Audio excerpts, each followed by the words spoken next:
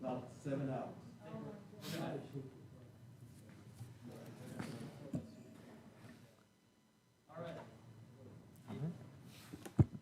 Okay, it's 5:30 and we'll call the meeting to order. Can we have roll call, please? Councilmember Tate, Here. Councilmember Carrillo, Present. Councilmember Stowe, Vice Mayor Flores, Present. Mayor Reyes. Here, thank you.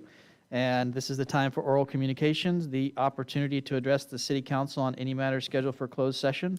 Unless additional time is authorized by the council, all commentary shall be limited to 3 minutes.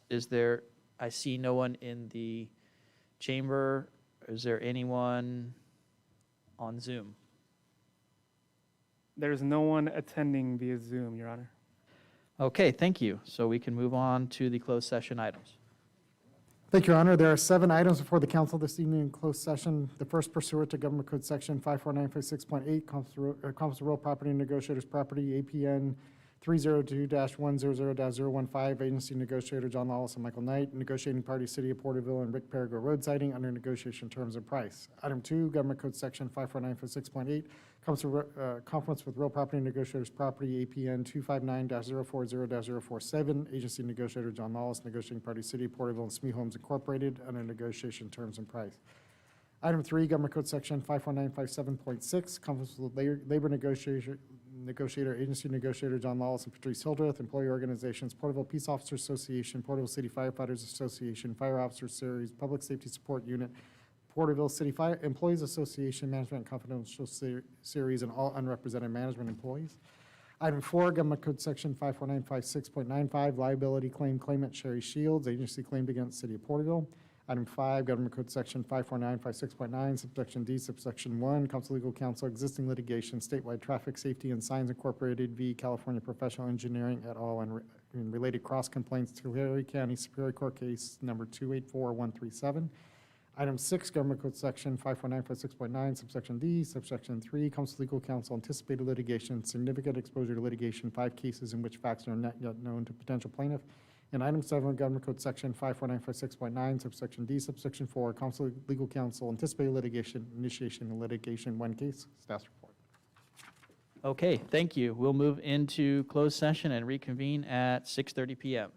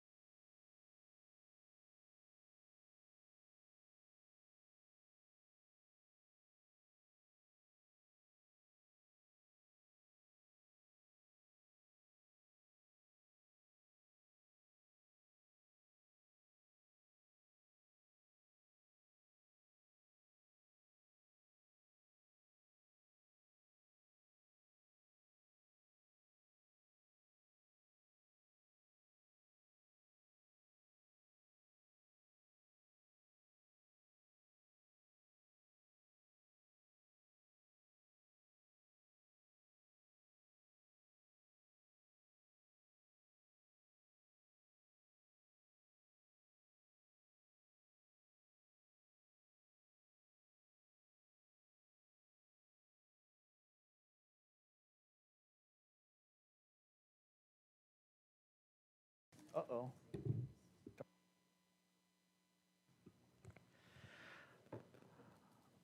Okay, we have legal counsel on.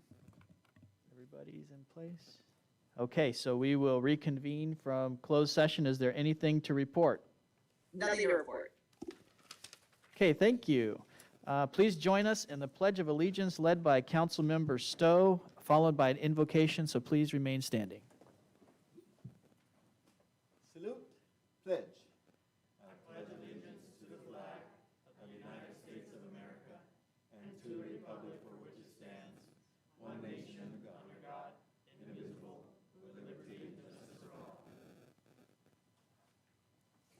Is there anyone who would like to come forward and give an invocation? Please come forward.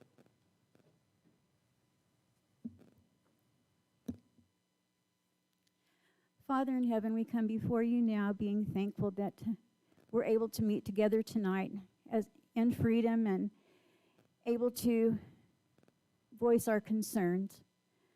We're thankful, Father, for all the blessings you give us. We're thankful for the city of Porterville and the city council. We pray that you'll bless them and help them in all the decisions that they make tonight. Father, we pray that you'll bless the firefighters that are fighting the forest fires up above us. Please protect them and bring them home to their families. Father in heaven, please also bless all of the first responders, especially the ones in Porterville. Protect them as they protect our city. We love thee, Father, and we say these things in the name of Jesus Christ. Amen. You may be seated.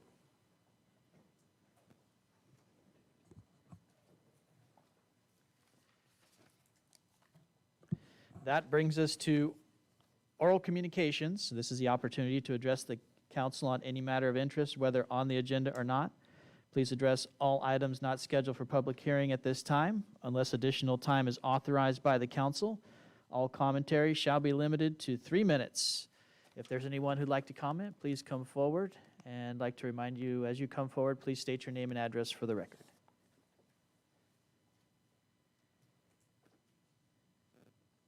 Good evening. My name is Rick Patterson. I'm here to comment on the zoning ordinance from Olive Street south on Main Street. I have read the staff report on the agenda tonight, and I believe that it is spot on, and it would remedy the zoning issue for the benefit of all involved. I urge the council to take action and approve the staff report as soon as possible. Okay. Thank you, Mr. Patterson.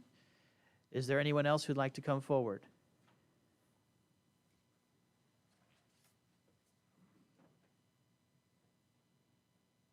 Radine Strawn, 54 West Danner Avenue, Porterville. I'm asking the city council to please restore the traffic lights located at Indiana and Henderson and Villa and Henderson. They've been blinking red for over a year, and I'm afraid they're going to have some accidents. I've seen some near misses there, and I don't know why. I know they were off during the repaving, but they need to be turned back on. I attended the Bells Across America at the First Congregational Church on Sunday, September 12th. It was a wonderful family event that celebrated the signing of the United States Constitution in 1787. When it was time to present the city and county proclamations, Tulare County Supervisor Dennis Townsend read and presented the proclamation for Tulare County. Then they asked Mayor Monty Reyes to please come forward to present the City of Porterville proclamation. Our mayor wasn't there. Then they asked anyone from the Porterville City Council to please come forward. No one was there. I was embarrassed for the moderator, Diana Kaler, and the citizens of Porterville that were in attendance there. I hope that someone from the City Council will apologize to the organizers of the event. Altamira Chapter NSDAR, the Southeast Tulare County Republican Women, and the First Congregational Church for not showing up.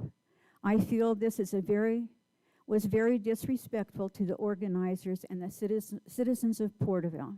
Thank you. Thank you. Anyone else like to step forward?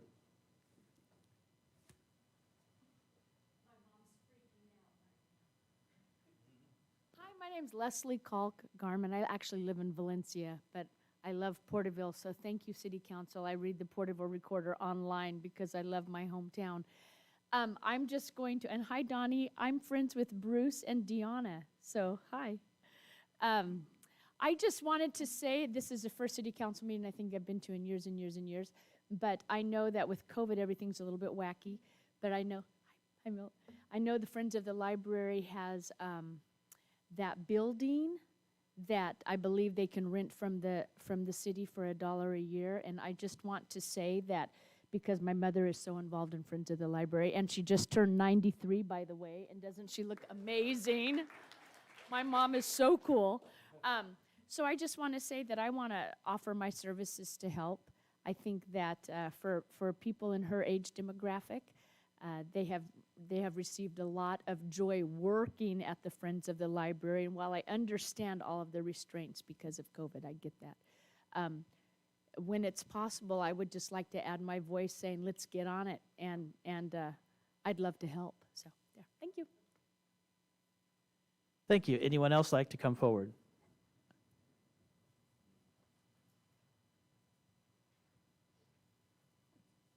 Good evening, Mr. Mayor, City Council members. My name is Michael Smith. I live at 573 West Melinda Avenue in Porterville, California. I'm a United States Marine veteran. I continue to serve my nation, state, and community as an American Legion member. I'm currently the American Legion Porterville Post 20 Commander and sit on the Veterans Homecoming Committee. I have lived in Porterville now for 15 years. I've become a member of the American Legion due to living in Porterville. I've been able to see how patriotic Porterville is and how the continued service to our nation by the sons and daughters of Porterville. While living in Porterville, I learned Porterville has the unenviable distinction in the nation as having the most casualties per capita of the Vietnam War.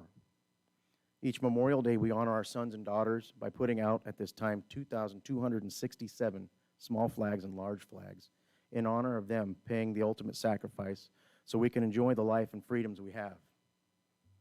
Porterville also has the distinction of having the longest-running Veterans Day Parade in California. This is important to our veterans to not only enjoy the gratitude of their sacrifice by their city, but this also acts as a form of healing for them. Some of our veterans were drafted while others joined of their own free will. Not all veterans have served in a hostile area. The one thing we all do have in common is we signed a blank check payable up to our very life. This day is our nation, state, and community's way of saying thank you for your service to them. Initially, I wanted to come to this meeting and have more of an aggressive commentary. I have since changed that point of view to one of thanks and gratitude. The Veterans Day is still being considered, and we are moving forward in a favorable way to ensure not only our city's traditions are kept alive, the oldest running Veterans Day Parade does not end, but we're moving back to normalcy from the pandemic. And that's my comment. Thank you. Thank you. Anyone else like to come forward?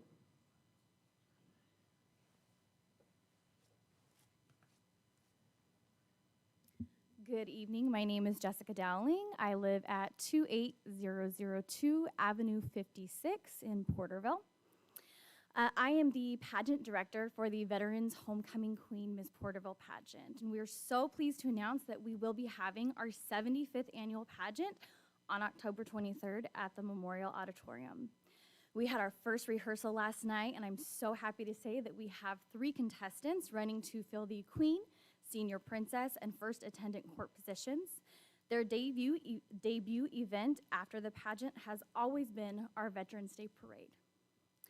The pageant is sponsored by the Veterans Homecoming Committee, the American Legion Post 20, and the Porterville Memorial District.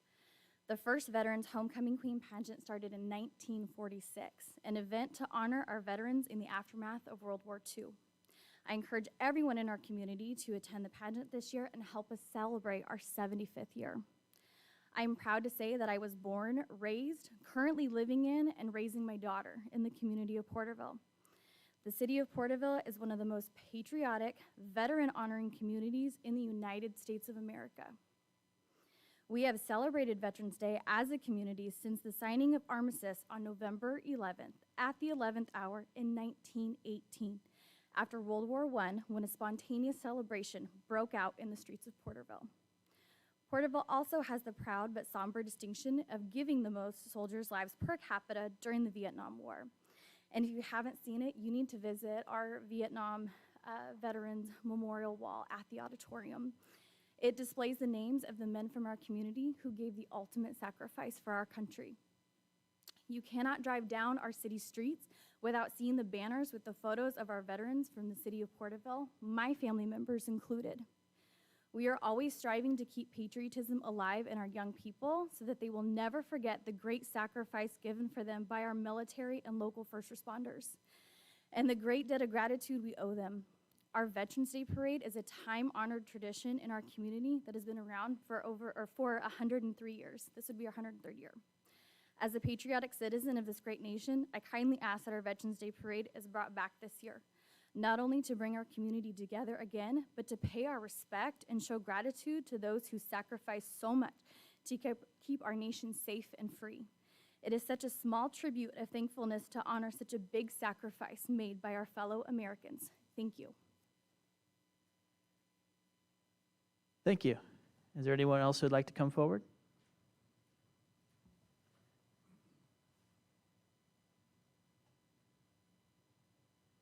Good evening, gentlemen. My name is Carlos Arteaga, and for 40 years I've been working on cars. I'm a mechanic, and in 40 years I have never been unemployed. A good part of the last 30 years I've been working for Alpine Auto House. And a few weeks ago, my boss, Ray, told me that he sold the shop. He sold the shop, and he was retiring after 33 years. And he was just retired, and he was leaving, but he left me the business. He left me the name, and he left me the customer base, and even the phone number. Now all I needed was a place to take care of all these customers. There's a lot of customers, and I found Mr. Patterson's place down on Main Street. And it's a nice place, a place where they can, our kind of customers could go there and feel good about leaving their cars there. Now, I know that the zoning was changed a few years ago, so when I tried to get a permit, they told me that I couldn't do that, but all the shops around there, they work on cars. Even the same building, the other side of the building that I'm looking at, they work on cars. So I understand that there was a report that I didn't read. Patterson was telling me about it a little while ago, that it is in favor of that. So I'm just here to tell you that it would be greatly appreciated if you guys find it in your hearts to make these changes. You guys have the power to make these changes, and we would appreciate it if you guys make these changes in a timely manner. I'm just sitting at home doing nothing, and all these customers are waiting for me to work on their cars. So I guarantee you that if you guys do that in a timely manner, you guys will sleep better at night. Thank you. Thank you. Is there anyone else who'd like to come forward?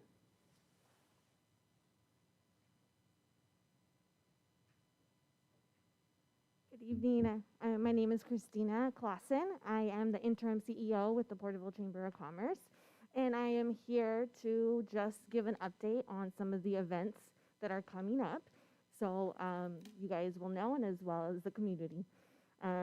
Coming up, we have Music on Main. We had our first one just last Friday.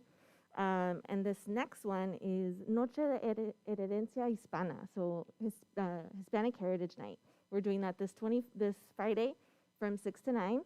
We will have DJ playing music in Spanish. We'll have some food out there and a handful of vendors as well. So we're really excited to see where that goes. October 30th is our GAC, our Government Affairs Committee, that is happening at noon. Via Zoom. We're still keeping that virtual.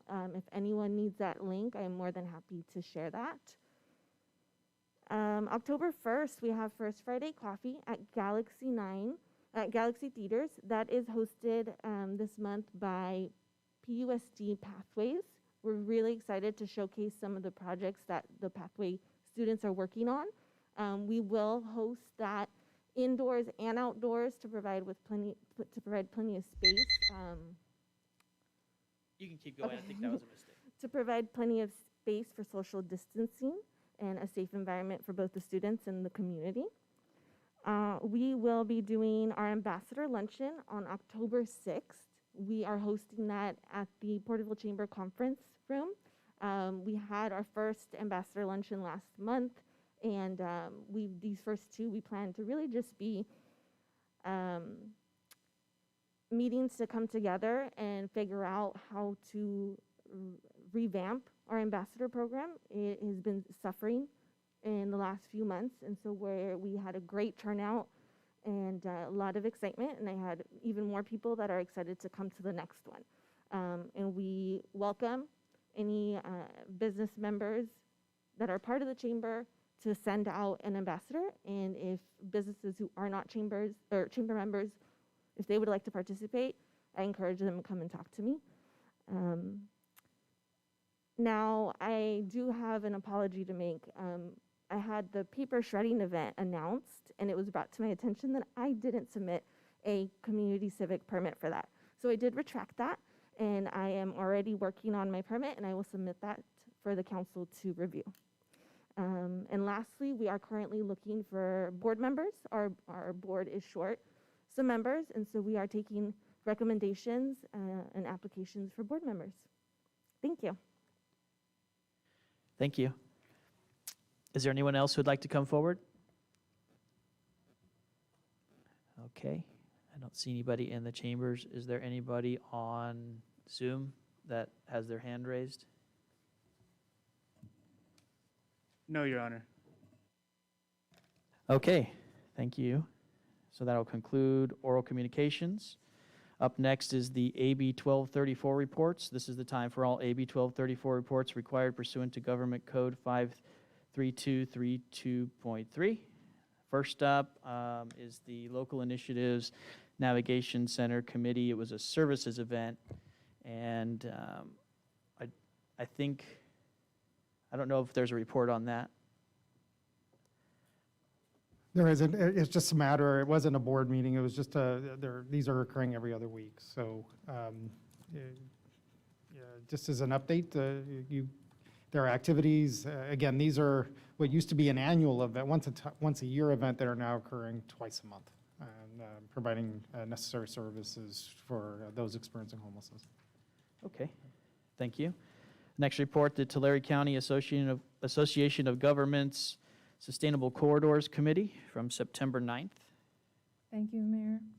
I'm just going to provide highlights to this regard. One of the emphases at this committee meeting was with regard to the Clean California Local Grant Program, which is the new local program for various beautification and litter removal projects. It was provided by Caltrans. Know that in this committee of the Sustainable Corridor, we are working with State Route 65, State Route 99, State Route 190, State Route 198, and there are representatives for each subsection from those areas on this committee. The presentation that we were given had to do with the $1.1 billion initiative. The general fund was outlined. It had to do with the litter abatement over 3 years, state beautification projects over 2 years, local beautification projects over 2 years, project design, construction, local support, and engagement. What was spoken of was job creation with the expansion of low barrier maintenance jobs, expansion of employment of social enterprises, create career opportunities and jobs for veterans, people experiencing at risk of or who are exiting homelessness, people re-entering society from incarceration as highlights. Spoken during this presentation was the expansion of litter removal that has to do with the grant. It's a 2-year program, $96 million. The applicant must be local or regional public agencies, transit agencies, tribal government, nonprofit organizations may be sub-applicants. Funds shall not be used to displace homeless. and it is to be completed by June 30th, 2023. It is a competitive process. The project selection criteria, Caltrans is going to develop the selection criteria that will be incorporated and incorporate community needs, potential to enhance and beautify public space, reduce the urban heat island effect, and use native tolerant plants. The project types, community litter abatement, etc. The timeline was provided and workshops were outlined. During this presentation, because we have been working already on a project that is with the city, TCAG, and Caltrans, I asked about this grant during this discussion. How will Caltrans use its Clean California funds to augment the highway corridor cleanup program between these three entities, since our funding agreement predated the Clean California funding? The response we received that this could be increased funding where delegated maintenance, litter pickup, possibility for existing contracts, and increase the funding to do that. One of the things that this is a good opportunity, especially for the aesthetic improvements to Olive, Morton, Henderson, and the underpasses. With regard to corridor beautification strategies, there's a lot of work that is being done, and Mr. Reidenauer provided the information to that regard to the litter abatement pilot program. Porterville is one of the first, or it is the first, to undertake this project, and we're currently working with CSAT and working with the Bakersfield Caltrans to make this project come to fruition. Of course, there's been little setbacks because when we work with a nonprofit, you're also working with Caltrans, who has guidelines and regulations that you have to, and so we've been discussing the trailer and the trailer specification to take people out to the area and provide for their safety. So they're going to continue to work with Mr. Reidenauer to this regard. All this information will be brought back at a future council meeting with the addition and status of the screening projects and the beautification strategies. That concludes this report. Thank you. Any questions from council? Okay. Next report is the City Cannabis Ad Hoc Committee meeting of September 13th. That was staff and myself and Councilmember Tate. Pretty much just a review of all of the processes and history of what's happened in the city with the licensing and the regulations and zoning, just to get the new council member up to speed, and a lot of ground to cover actually on the things that we've done. So there's also anticipated a meeting early next month to then move on to some of the newer issues and clean up on some of the questions from what's happened in the past, so that Councilmember Tate is up to speed. And I don't know if you had anything to add, Councilmember Tate.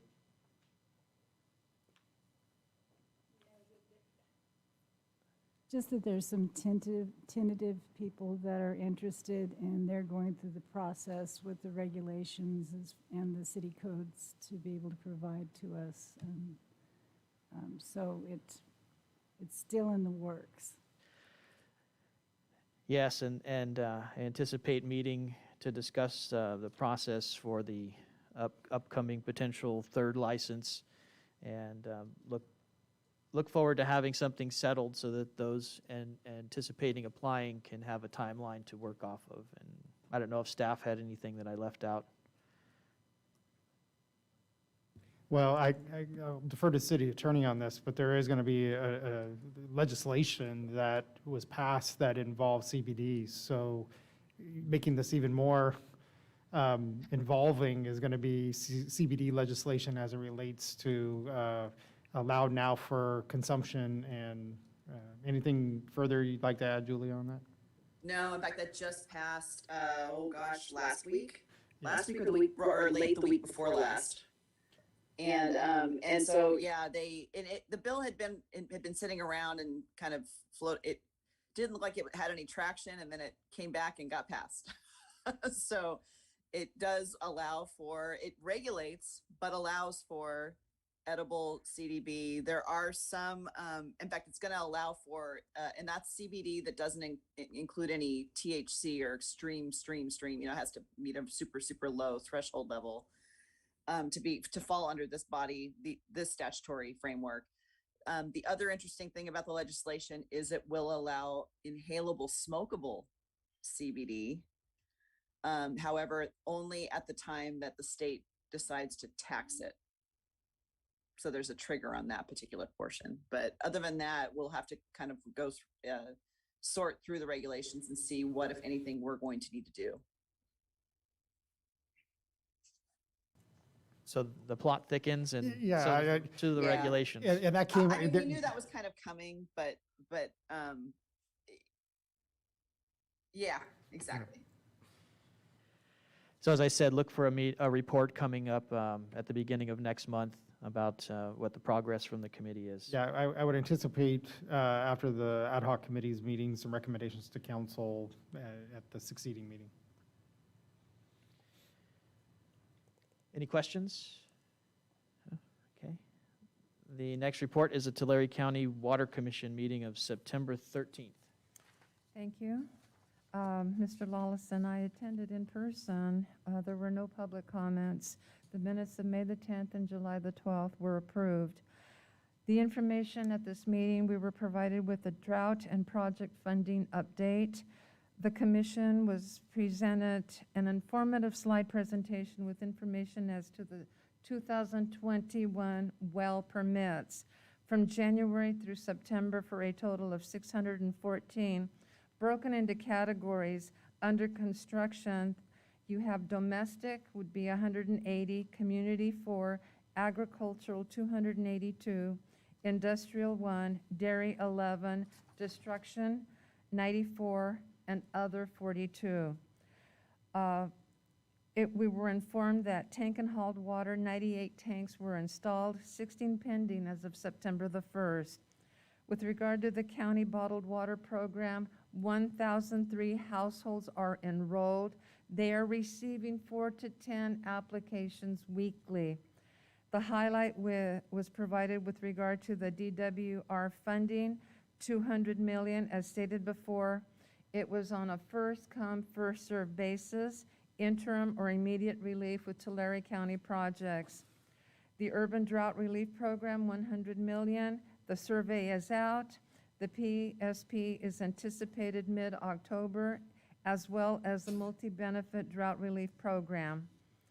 Updates were provided on tanks and hauled water, bottled water, funding into existing programs. With regard to the ARPA funding list, in addition to DAC federal appropriations, projects such as disposal pond improvements, sewer water line replacement, well replacement, tank repair.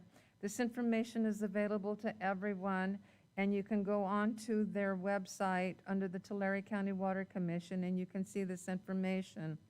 With regard to the document that was presented entitled Draft Groundwater Management Principles and Strategies to Monitor, Analyze, and Minimize Impacts to Drinking Water Wells, this document is a framework for state action to support drought-resilient communities. Highlights to the attention within the document were brought forth. It was conversation, there was no action, and it was informational. With regard to the legislation update, all of us were disappointed, but we heard that Senate Bill 559 moved to inactive status. Senate Bills 403 and 776 passed. They moved for signature. Assembly Bill 1250 also passed and moved for signature. That concludes my report, and the next meeting is scheduled for October the 11th. Okay, thank you. Any questions from council? Mayor, I have one. Yes. Vice Mayor, you mentioned distribution of bottled water to households. What is that? That's a bottled water program through self-help enterprises that the county works for, and you would probably want to contact them because there is a bottled water program for the county areas. Okay. And I'll get more information to you to that regard. Okay, and I'll also look up the website link you mentioned. Okay. Just curious about that resource. Thank you. Okay. Bottled water You- like this one. You know, that's a real question because they've tried to transition to the larger ones, given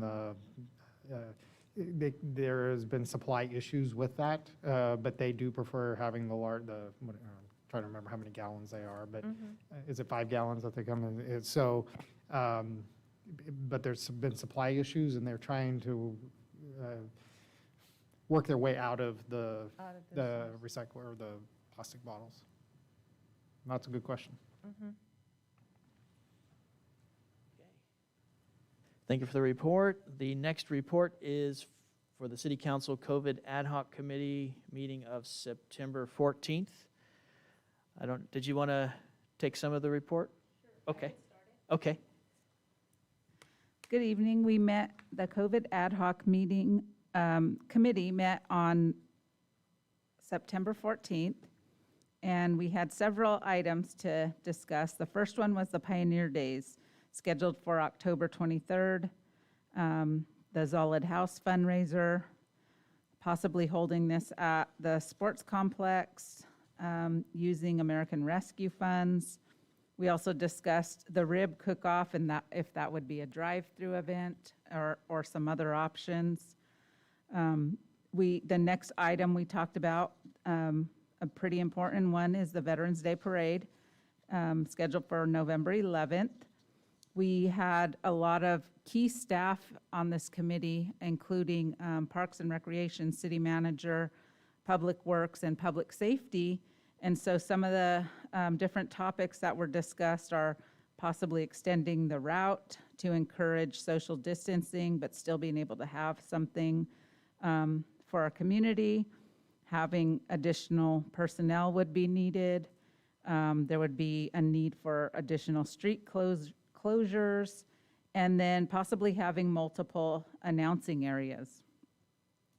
We also talked about the idea of doing video streaming, so if there are families that want to watch from home and still participate, they have that option.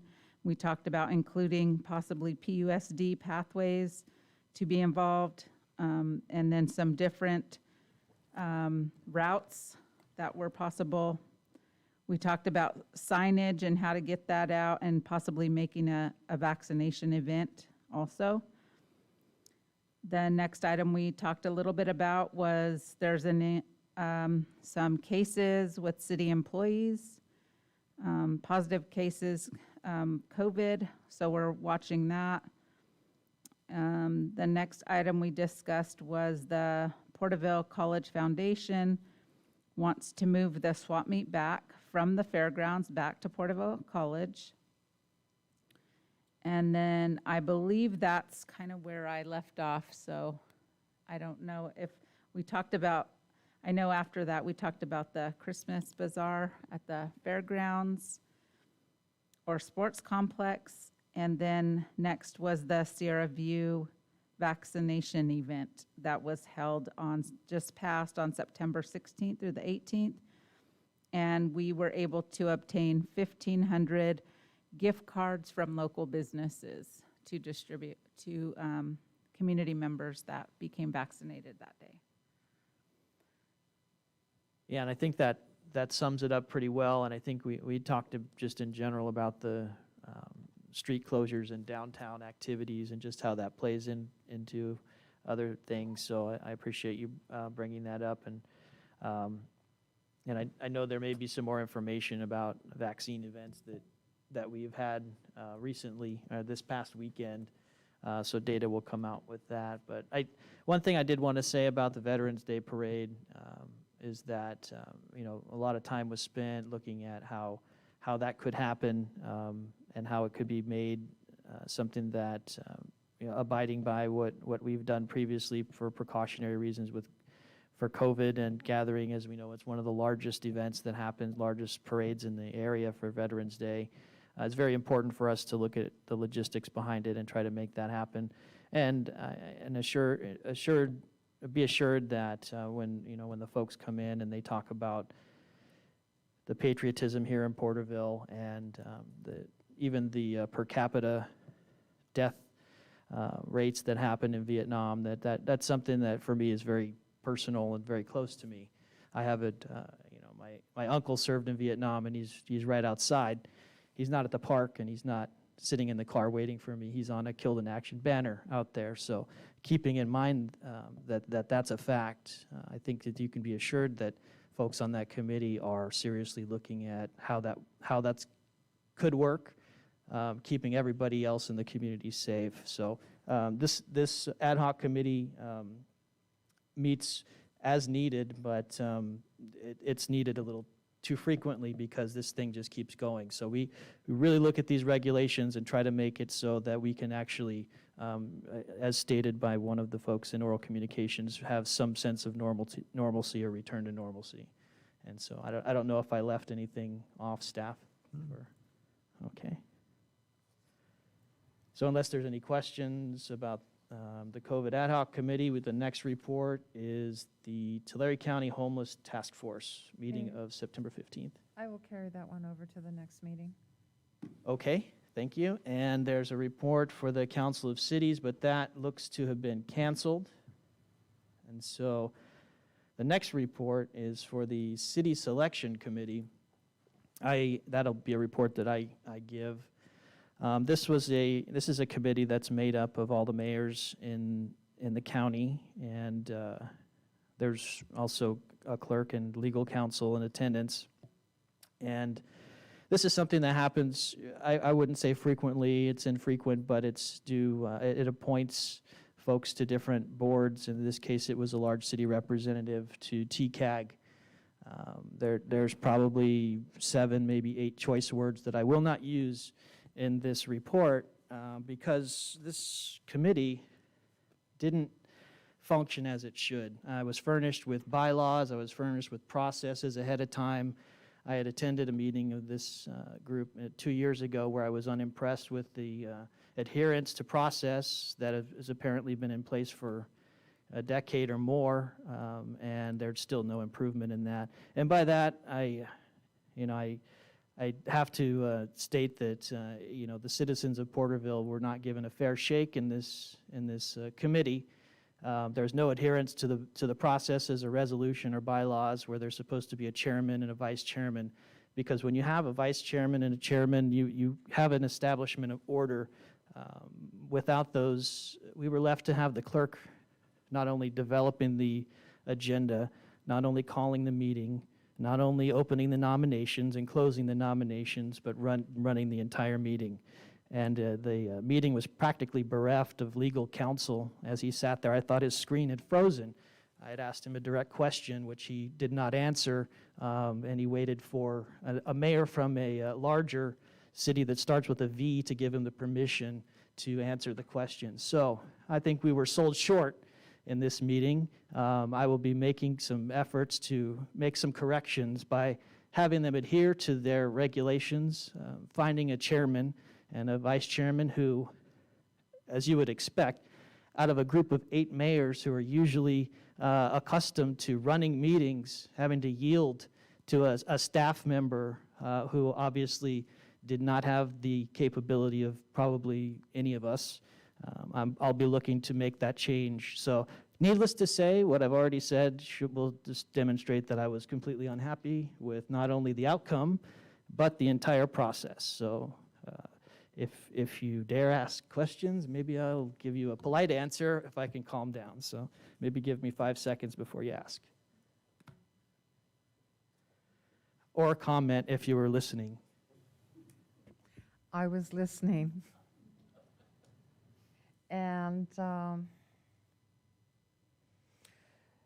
I was hoping that legal counsel would have intervened in the discussion and the dialogue and would have put an immediate halt to some of the things that were happening, because you have order and you have a precedence, but you didn't have a chairman or a vice chairman to call the meeting. So there was quite the discussion, and that's my only comment that I'm going to make. And just a point of clarification that was none of our clerks and none of our legal counsel participating in this meeting. So unless thumbs up for clarification. But needless to say, I think there was some agreement. I think the one thing that everybody agreed on was that that can't happen again. So look for this to be a much more complimentary and happy report after these things have been fixed. Which brings me to the next report, which is the San Joaquin Valley Air Pollution Control District Board of Directors meeting of the 16th. Very brief report. There were a couple of items. There was, it was about, if I pull this back up. Well, first, there was an action taken to approve a voluntary emissions reduction policy or program, which is one of the great things that for air quality purposes that the Air District does with people who are looking to develop. You know, anytime there's a large development, there's ways to mitigate air quality impacts, which could anything from vehicles that go to and from the site to how they actually operate on the site. So every effort is made there on both ends by the Air District and the business it's looking to improve. In this case, it was a solar photovoltaic manufacturer that was going to help with those impacts. As well, there was $4.9 million added and approved to the Tune-In, Tune-Up program, and some amendments to that program. Previously, and if you're not familiar with the Tune-In, Tune-Up program, if your car doesn't pass smog, and it's an older car, previously it was 1999 year model, you would be eligible to have your car either repaired or you could have your car, I guess they would demolish it and give you credit towards a new electric or hybrid car. So there's more money added to that program. They do come to Porterville. They were in Porterville last month.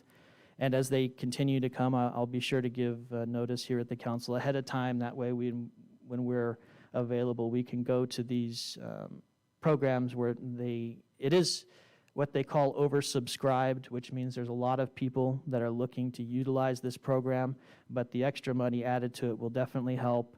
And one thing that is also has changed is the year model has been changed to 2006. So 2006 or older car is now eligible for the program. And I know there's a lot of 2006 or older cars out there. And I think that has a lot to do with technology that had previously been improved, but could now be failing. I know I have a 2006 that the navigation can't be updated. It still has a tape deck and it doesn't work. So that's just an indication of the future failures that will happen. So that was something that everybody was happy about, to change that year model. And that pretty much sums up the meeting for the Air District. Are there any questions about that?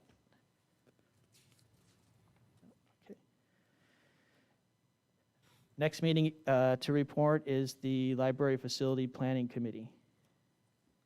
Yes, I'll report on that, Mayor. The Library Facility Planning Committee met on September 17th at 4 p.m. Committee member Catherine May, who is also a Library and Literacy Commission member, shared some of the future library locations that have been mentioned in the past. Jason Reidenauer, our Community Development Director, shared a little more thorough information on those locations. And some of those locations that we talked about that night are the location on 4th Street in Henderson, between Murray Park and Plano Street, a vacant private parcel on Prospect Street east of PetSmart, a vacant private parcel on Indiana and Morton, the Heritage Center city-owned and non-city-owned parcels. So some of the items that were assessed at each location were access, parking, census tract, topography, size, and surrounding areas. So what we decided was that staff is going to help us put together a spreadsheet with all this information, the different locations, and then some of the information on each one, maybe some pros and cons, just so it's easier to see all together, so that we can make some comparisons and then continue that discussion at the next meeting. Next, we had Vice Chair Isaeff share a Pinterest collection, and what that was a file of all these different 21st century library ideas. There was a wide array of photos that included interior and exterior modernized library ideas. Lastly, committee member Cervantes provided a library services update to the community. The contractor should begin interior work at the temporary library location before long. Family Literacy Day is this Saturday at Centennial Park, 10 a.m. to noon, and the mobile library vehicle should be ready for its first appearance at that event. The meeting adjourned at 5:15. The next meeting is scheduled for October 21st at 4:15 p.m. And as we left that meeting, we tried to put some tasks for the next meeting so we would be prepared with some more information. So we plan to review the documents that were shared that night. We talked about reviewing the maps that Mr. Ridenauer provided, or driving by those sites that we all talked about, and then starting to review that link that the vice chair of the committee shared of the modern library media designs, and then starting to gather any suggestions prior to the meeting, getting them over for the agenda so we can review and have a lot of good, rich discussion, and then starting that spreadsheet with all the different sites that are potentials. With that, that concludes the report. Thank you. Are there any questions? Okay. The next report is Tulare County Association of Governments Transportation Authority Board of Directors meeting. Mayor, I'm going to carry that one over. It's very lengthy information, so I will carry it over to the next one. Okay. And the Tulare County Regional Transit Agency Board of Directors, that meeting was canceled and rescheduled, which I believe is the 27th, I think was. I haven't seen any date. I think there was a tentative date thrown out as the 27th, so I'll potentially the 27th, so maybe I'm reporting that too prematurely, but hopefully we'll be able to meet. I know there was some urgent business that we needed to take care of.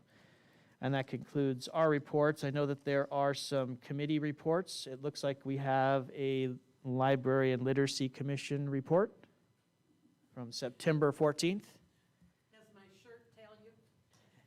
My name is Edith Levon, and I'm the vice chair of the commission. And we had a very,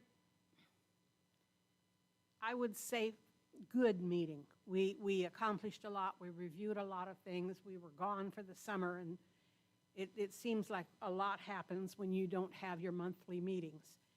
Some of our statistics that happened were the virtual story times in English and Spanish had 6,988 viewers from May through August.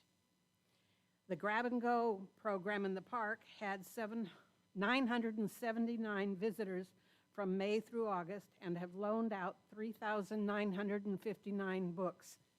Some of them went to me. I take advantage of anything our library does.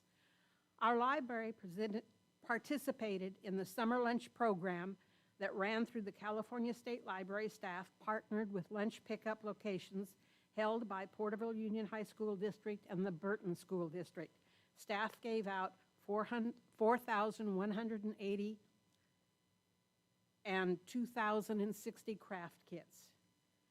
And in case you think our staff hasn't been busy, they have been busy processing over 17,000 library materials for the startup collection for the temporary library.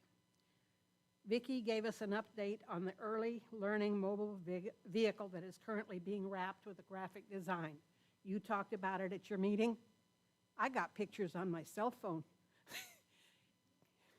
It's fantastic. You got to see it. It took a little while because when we were ready to wrap it the first time, the paint was peeling and they had to send it back to be repainted. So patience is a virtue, and it's beautiful now. Vicki also gave us an update on the status of the temporary library and frustration because COVID stepped in and they're telling us furniture will take 12 to 16 weeks. Yeah, how much frustration do we have over COVID? I think we're all need to wear hip boots to do it. Commissioner May gave us an extensive update, and we're very proud of Catherine, I want you to know. on your work that you've done on your committee and the direction the council has given for the next steps. And I want to personally say thank you for all you're doing, because the library has been a part of my life since I moved to Porterville in '59, and I want to see it again. In closing, I want to say two things. One, I invite any one of the council members to come to any of our meetings and see what we talk about and see what we want, and talk with us. We're more than happy to tell you, because we are all extremely enthusiastic. And this is a project we've been working on for a long time. And I want to invite you to the Family Literacy event, which Kelly told us about just a few minutes ago. That is Saturday, again, from 10 to noon, and come and see our new mobile library. It's, I hate to say it, but cute is one word, but even more than that, it's here. We're ready. Any questions? Oh, just a side note on my part. You don't always get to see me, but I'm on YouTube every meeting. And I want to also say those new chairs are comfortable.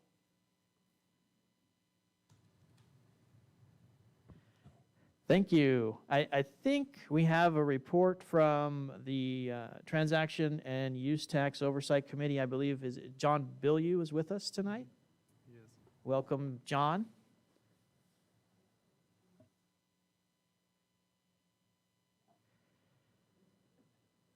See if we can.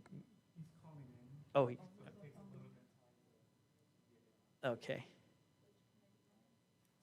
It's the, Transaction and Use Tax Oversight Committee.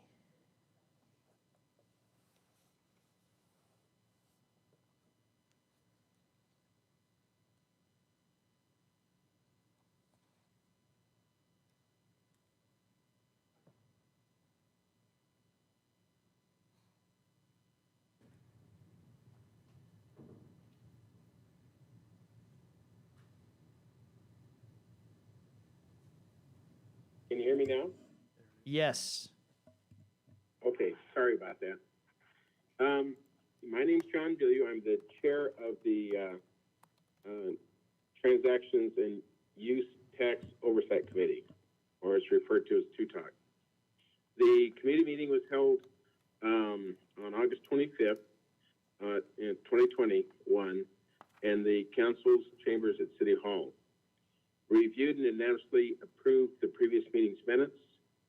After receiving update reports from the various department heads and committee members, we unanimously approved the review of Measure H, Revenue and Expenditures Report for the period of April 1st, 2021 through June 30, 2021.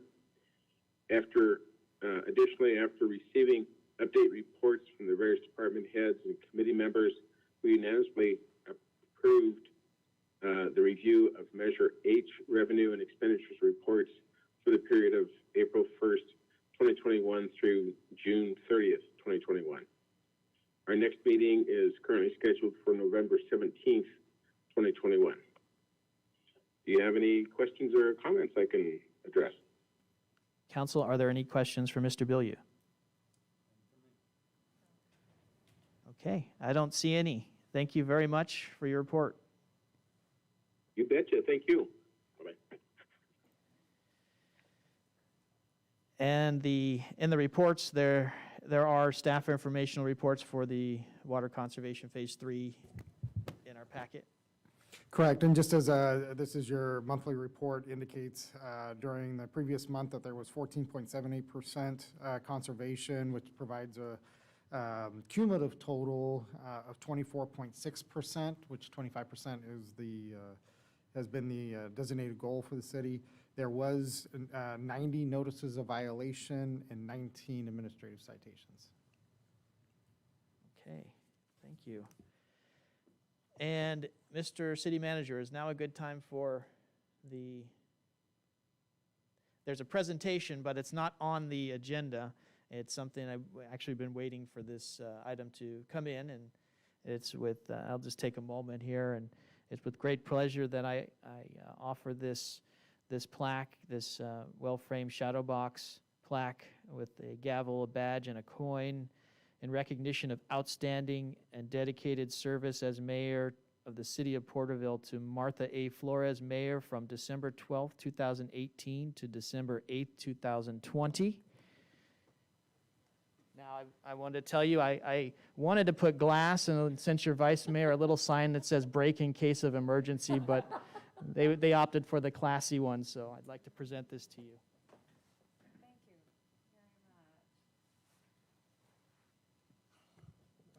Thank you very much. A picture. Oh, wait a minute. With face mask, we're smiling.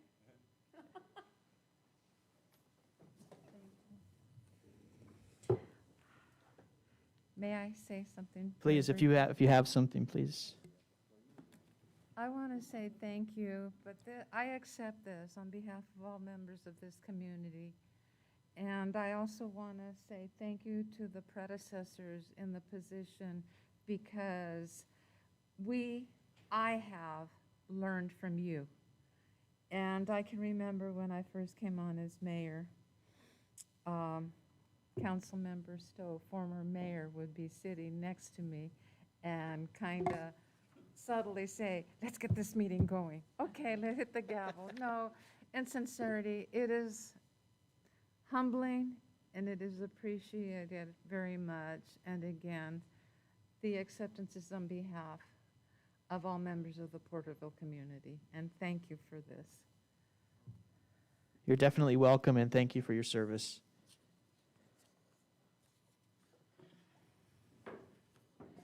And that brings us to, it's hard to segue out of something like that, but we'll segue right into the consent calendar. All consent calendar items are considered routine and will be enacted in one motion. There will be no separate discussion of these matters unless a request is made, in which event the item will be removed from the consent calendar. All items removed from the consent calendar for further discussion will be heard at the end of scheduled matters. There are 5. Council? Mayor, Yes.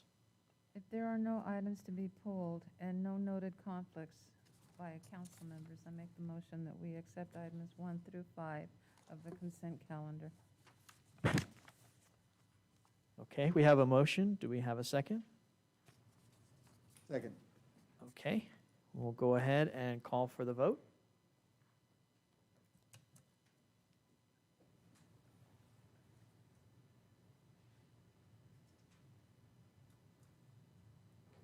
Passes 5-0. Thank you. That brings us to item 6, which is a public hearing. Thank you, Your Honor. We have one public hearing that's been scheduled for this evening, which is to consider adoption of vehicle miles travel guidelines pursuant to State Senate Bill 743. And Mr. Ridenour will provide the staff report. Thank you, Mr. Lawless.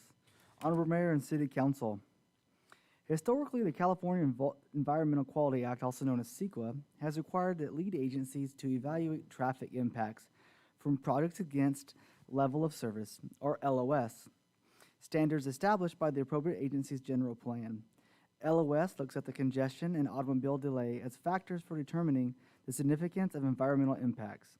In an effort to shift traffic analysis to a method that looks at generation of greenhouse gases as opposed to delay, Senate Bill 743, also known as SB 743, was passed by the California legislature and signed into law by Governor Brown in 2013.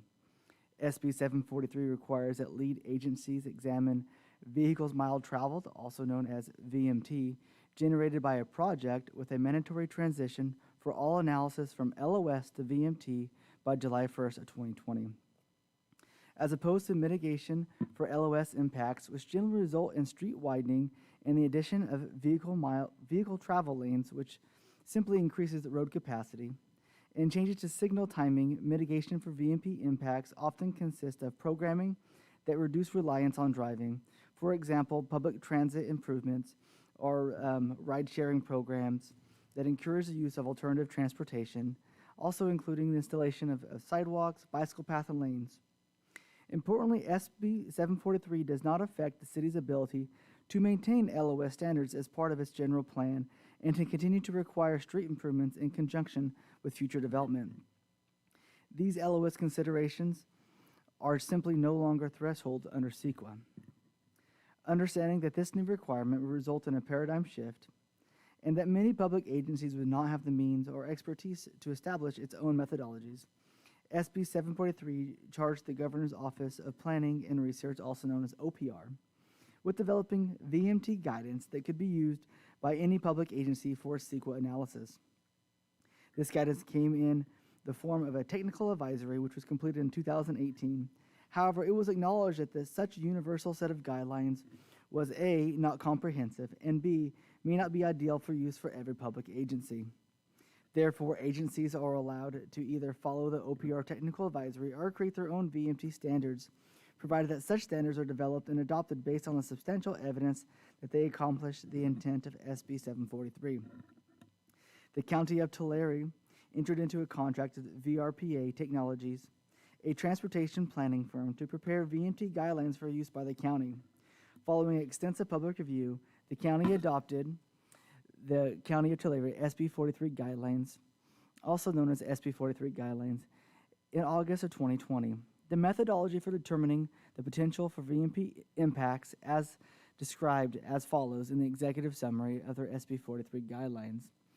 VMT analysis for a land development project is to be conducted by comparing a project's VMT per capita or VMT per employee to the average VMT per capita or VMT per employee for the traffic analysis zone, also known as a TAZ, in which the project is located.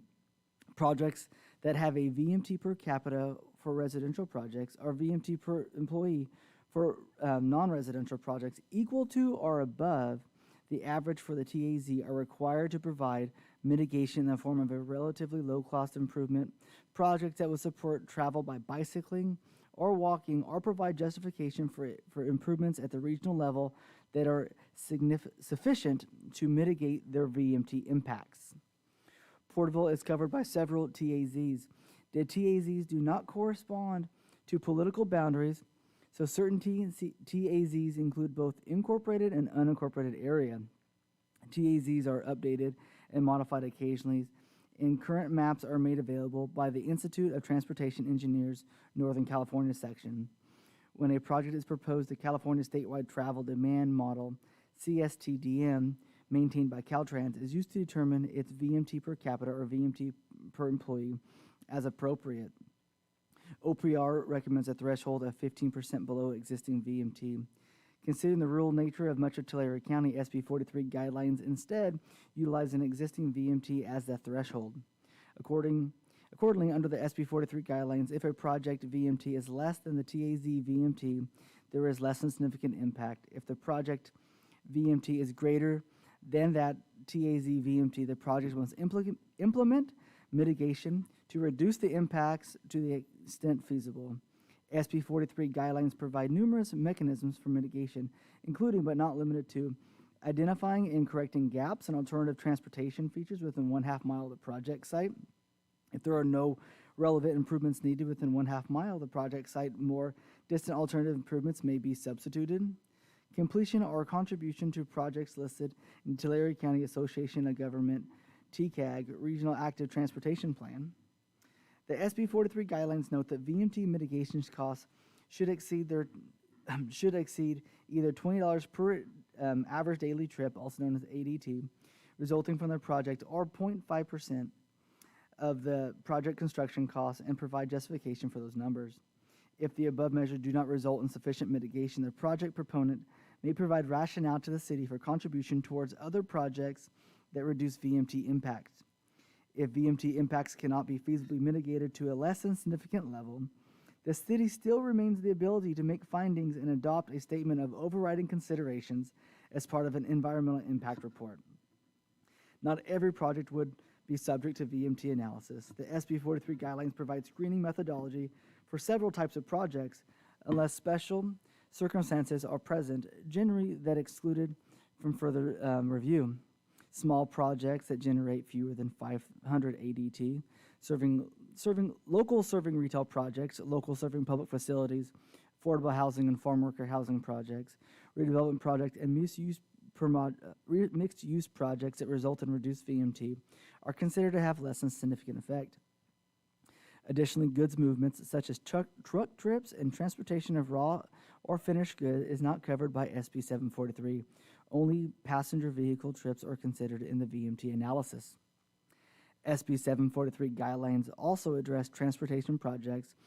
Similar to the screening process for a development project, a number of projects types may be screened from further review, including minor rehabilitation and maintenance project, safety enhancement projects, installation and reconfiguration of lanes not dedicated to through traffic, changes of signals and other traffic control devices, installation of roundabouts or traffic circles, traffic-related improvements, reduction in the number of through lanes, and pedestrian or bicycle improvements.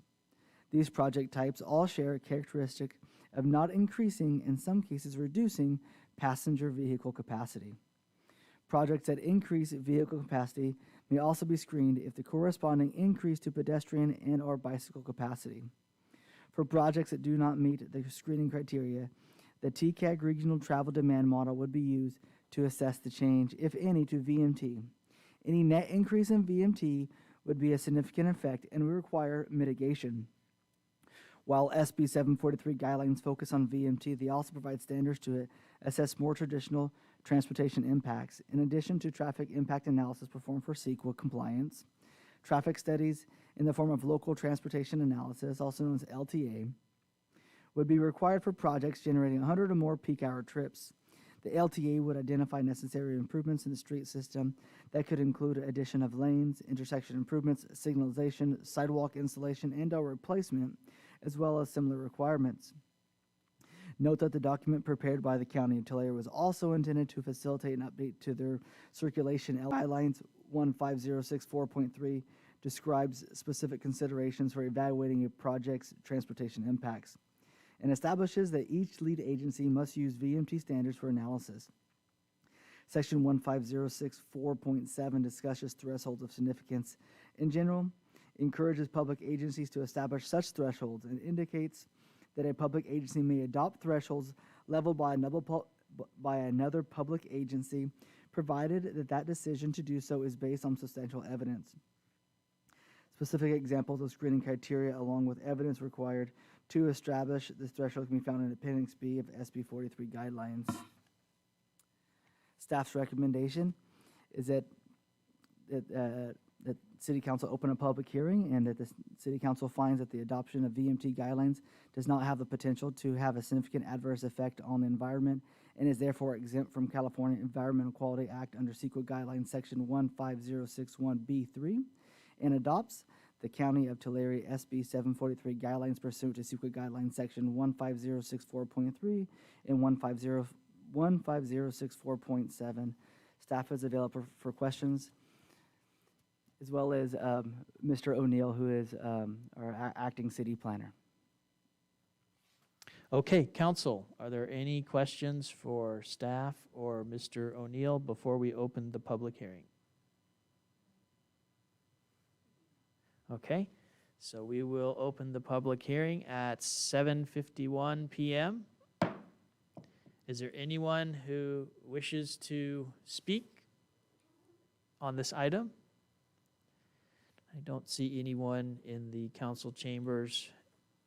Is there anyone on Zoom?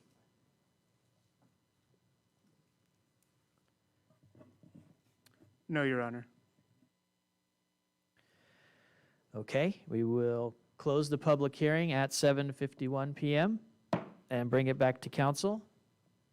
Your Honor, I'd like to make a motion that we exempt the California Environment CEQA because it's inefficient and adopt this county's Tulare SB 744 CEQA. I'll second. Okay, we have a motion and a second. Is there any further discussion? Okay, so we'll go ahead and call for the vote.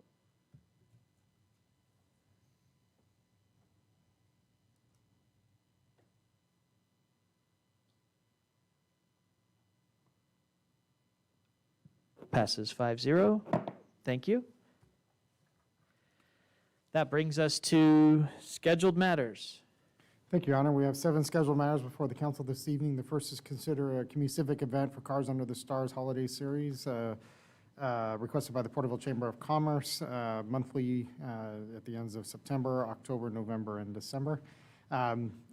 This was brought before the council previously as a series, and the council gave approval to the first part of that and wanted to have any considerations or review of it before the next was considered. So before you is this. I'd say it's been, hasn't been any issues that we can report from a programming standpoint. That was a concern the council had in that regard. Council is aware, given its emergency actions that it took last Friday in an emergency request to support CAL FIRE and the location of fire personnel out at the sports complex, that in our communications with them, that their presence there on the south end of the sports complex wouldn't interfere with any other programming by the city on the northern end, which would be the paved parking lot and the larger grass field. So I'll defer to Mr. Moore if he has any other comments. No, those are all correct. The fire personnel should not affect this event whatsoever.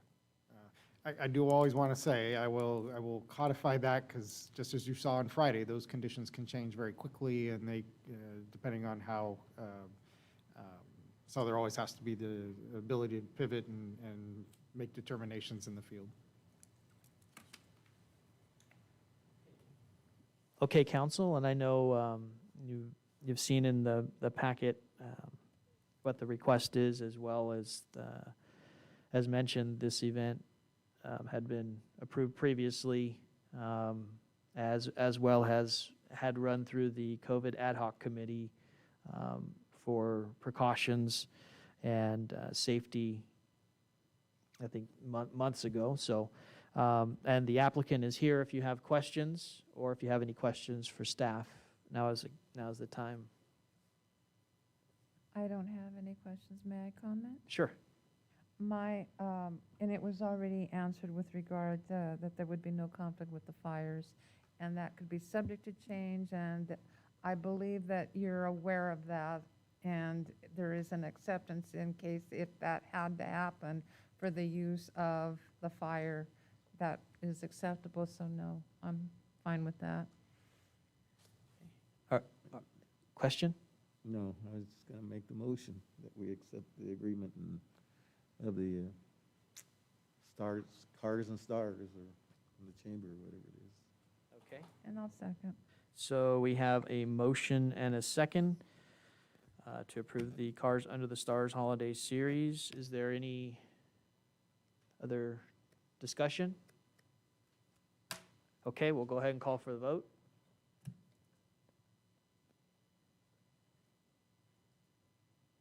Okay, passes 5-0. Thank you. Hopefully I didn't cut you out of anything you wanted to say. Okay. All right, and next item, please. Next item is another community civic, it's actually an amendment to community civic event already approved by the council, which would be to authorization for street closure for the Music on Main concert series. This is being brought by staff as part of the city being a co-sponsor to this, that there would be the closing of Cleveland Avenue between Main Street and the alley just to the east of Centennial Park, and this would allow for vaccination events that are being planned for in conjunction with the Music on Main events, as well as other location of vendors or activities associated with the event.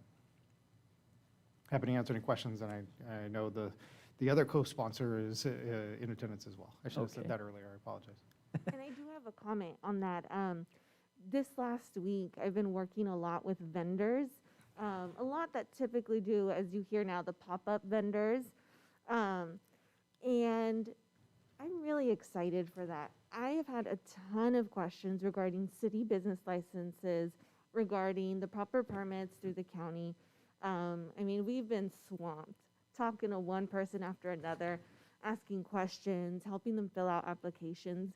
So I'm really excited where this is going, and the opportunity to have more space for vendors, whether it's vehicles that are already permitted through the county or the pop-up vendors in the grass area, is really exciting, and I love where it's going. Okay, thank you. I do have a question for her. Yes, Councilmember Stowe. Do you have volunteers to set up and help and take down? So this is all on the vendors. It is very clear in their registration that they take care of their booths. They provide tables. We provide no electricity. So on that end, they take care of it all. But I do have volunteers in case we need anything that night. Oh, how about the chair set up and break down? Donnie and I discussed that, and we decided to not put chairs out. We have been promoting for people to bring their blankets, their chairs, and the first night went well. We didn't have any issues. People utilized the benches that are already in place, and people just brought their lawn chairs. Very good, thank you. Are there any other questions? I would add for the, from a security standpoint, given that there would be, that would be using the city's barriers that we acquired, and talked with Parks about the ability, Public Works has been doing most of it, but the Parks does have capacity to be able to help with those location and removal. Okay.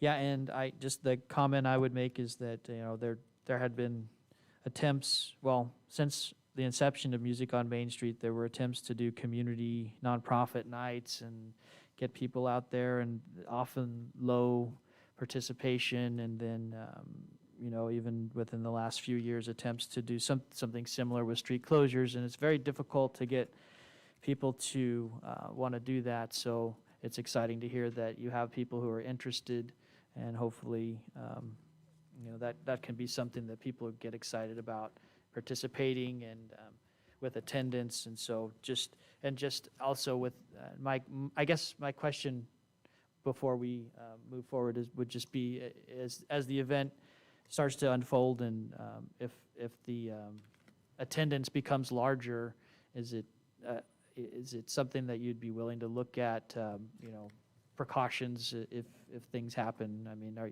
you aware of precautions and taking those steps? Absolutely, that's something that, obviously, that's priority. Last Friday wasn't overwhelming. I think it was a really comfortable attendance, and I think there's plenty of room for more people, but I am more than willing to adjust as necessary. Great. Okay. Did we have a motion on the table, or no, not yet? Not yet. Okay.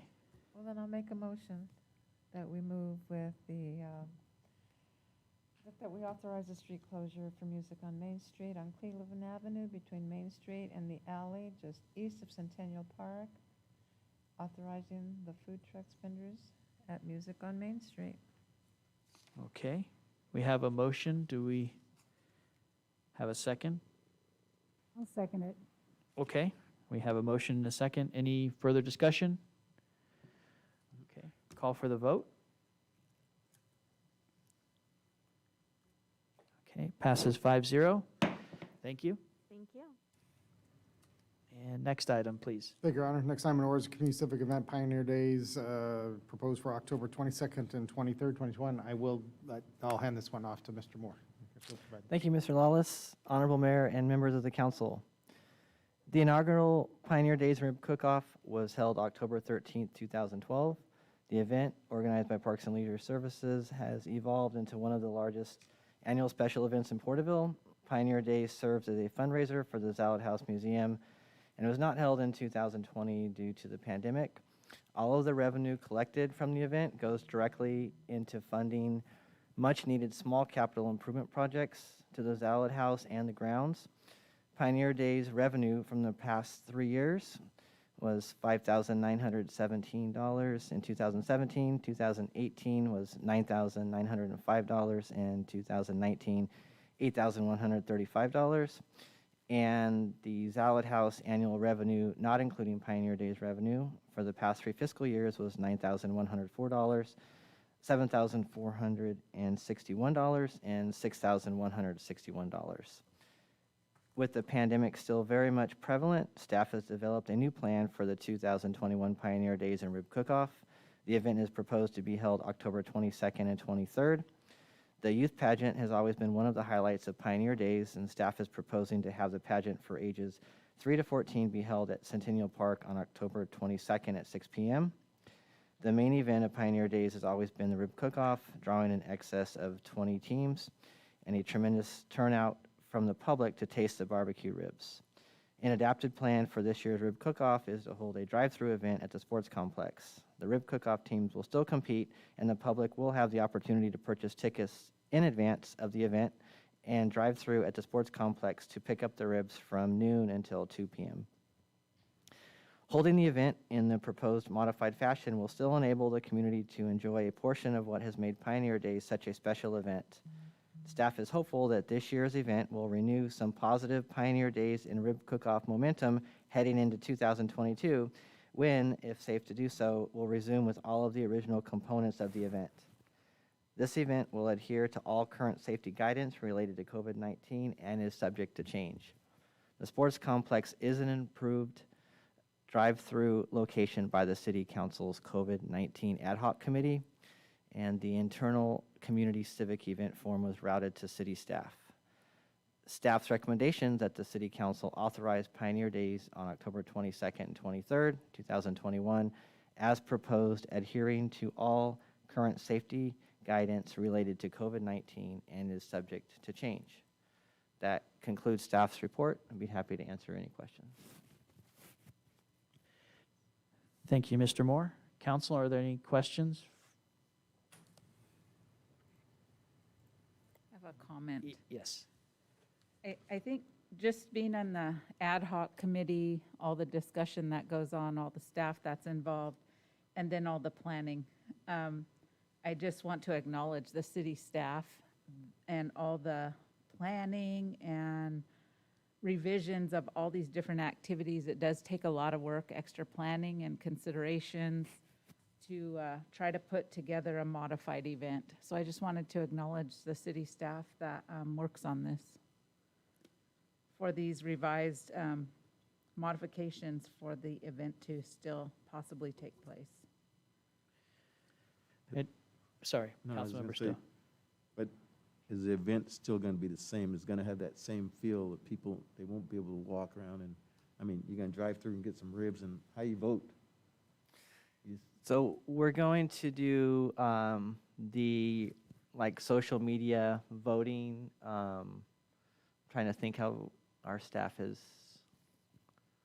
thought of that. There was one, we're not doing any handoff of ticket as they're driving through and voting on something. The ribs are going to be just varied ribs in these containers. And you know what? I'm sorry, we're not going to do the voting for the People's Choice this year, because it's going to be too difficult we're just going to put various ribs in a container, so they'll get a mix of different ribs, but there's no way of knowing from the public when they open it up as to this was cooked by this team or whatever. The only way would be to do that that we thought of would be put single ribs in little single, those almost like hot dog container type, solo ones. So we're still competing for the top 3 teams that the selection committee, the judges, will vote on, but we're taking out the public People's Choice one. I just think it would be better if you have it downtown and spread it out, because, I don't know, that's just my thought. When I saw the drive-through, I know that it's COVID and it's a city event, we want to try to keep, but if we spread it out, we can be within the guidelines, and I think it'd be more adaptable and acceptable to most people than driving through and picking up ribs, and because I just don't think you're going to get any participation this way, to tell you the truth.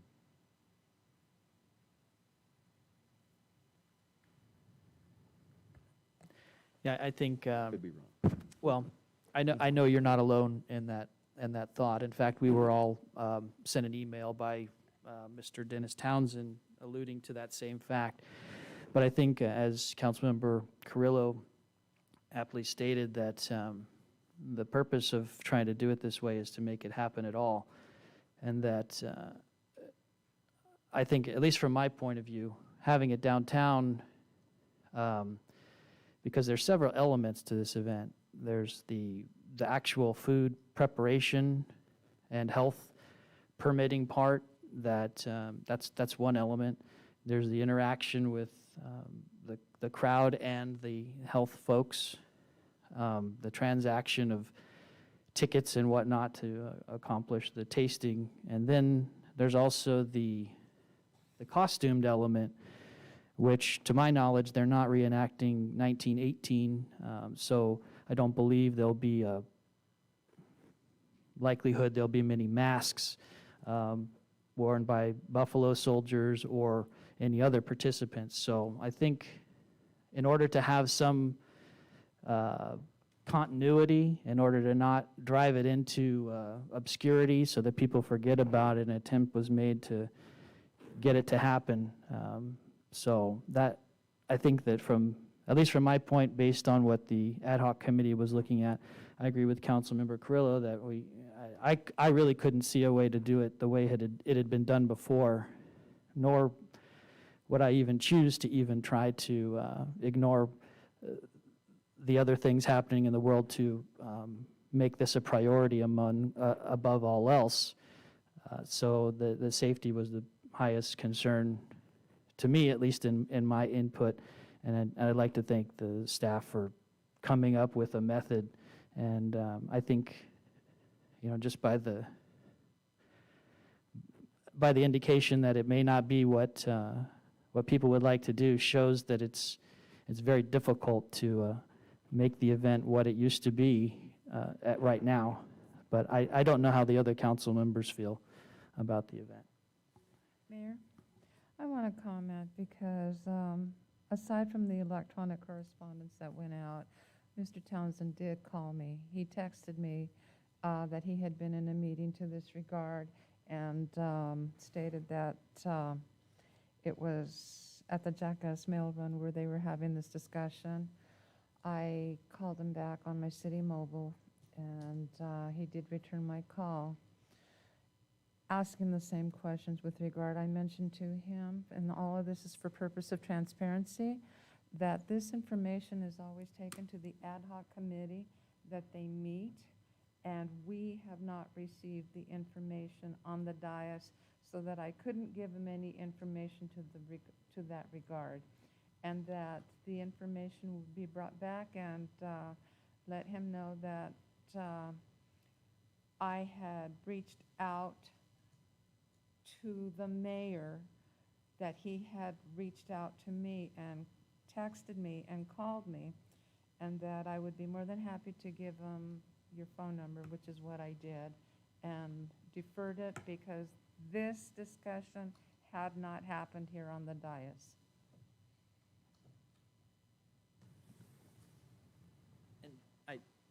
I think that was one of the, also if I just add a little bit, that was one of the confusing parts, that we hadn't yet let the information reach the council when we had already been contacted by outside parties who may have a business but don't reside within the city. And after all, this does have a lot to do with the history of Porterville. At least this event with the rib cook-off was started in 2012, but prior to that it was Porter Putnam days, which is directly involved with the founding of Porterville.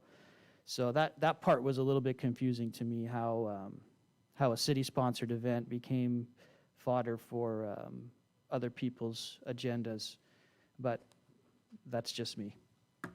Now I'm going to bring, Mayor, I apologize. I just want to bring it back to this discussion with regard to the Pioneer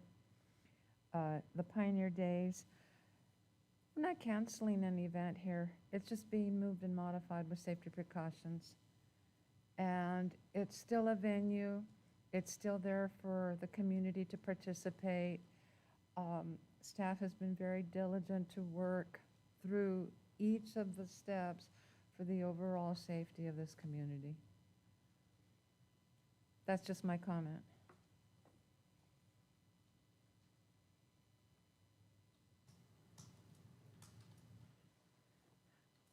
Any other comments or motion? I mean, again, just, We're making adjustments for this. I probably next meeting we'll have to talk about the parade. Are we gonna make adjustments and make them do, something different, do it virtual again, or, because, they draw a lot of people, they're gonna be on top of each other if we're gonna. I think you ought to keep that in mind and make sure that we're consistent with what we're doing. it's true. That consistency is definitely something that, at least with the COVID ad hoc committee, consistency has been one of the chief concerns. But in all reality, that there are certain events that hold a higher not only attendance but overall priority in the hearts of some or most people. So I think that trying to equate something like the Veterans Day Parade with the Pioneer Days is apples and oranges to me. But I think in the past we didn't have it, and it's, as I stated, it's a city event. The other event is something that another organization has insurance and carries the volunteers and is working with the ad hoc committee to come up with some ways to adapt it to make it safe. But this one, I think, just is a little different, especially since the origin is here. So I don't know. It's up to council, and I guess it's on our plate now. So I'm just being the devil's advocate here, because we're talking about safety. We're worried about, but, the parade's going to bring in 4 times, 5 times more people than we'll have for this. And so I'm just, we got to think about what we're doing. And I think that when everything is placed on an even field like that, what that comment tells me is to cancel the parade, which is not the intent of the efforts. Not mine at all. Well, that's where it's going. No, I'm just saying we got to be consistent. If we're going to hold a parade, then maybe we should do this downtown. But I'm just saying, that's just my thoughts. Because if we're going to be consistent, we're going to be consistent. May I make a comment? Please. In retrospect, looking at the past year, when we really didn't have a handle on COVID at all, we've had to do a lot of alterations of community events to try to move forward and at least somehow or another acknowledge, publicly, for instance, what we used to do at the barn theaters was fundraisers turned into them cooking meals and then us delivering them to homes, or there was a drive-through event, or that we did something of a semblance to be able to continue the same sort of a thing going on, because it is essentially a fundraiser. And it, like for the Pioneer Days, it helps support the Zalad Parks, or not Zalad Park, but Zalad home improvements. So, there's being an outdoors event, if people are mindful of protective and equip, PPEs and, keeping distance, but, we can't control that. Also, we have a fire right now that, there's some things that you just can't predict. The air quality is not real good right now. Let's hope and pray that that'll get better. But, I admire that we're at least still trying to pull all this stuff off and together, and have some sort of a semblance of normalcy, as someone said before that was in the audience. Councilmember Carrillo, did you have a comment?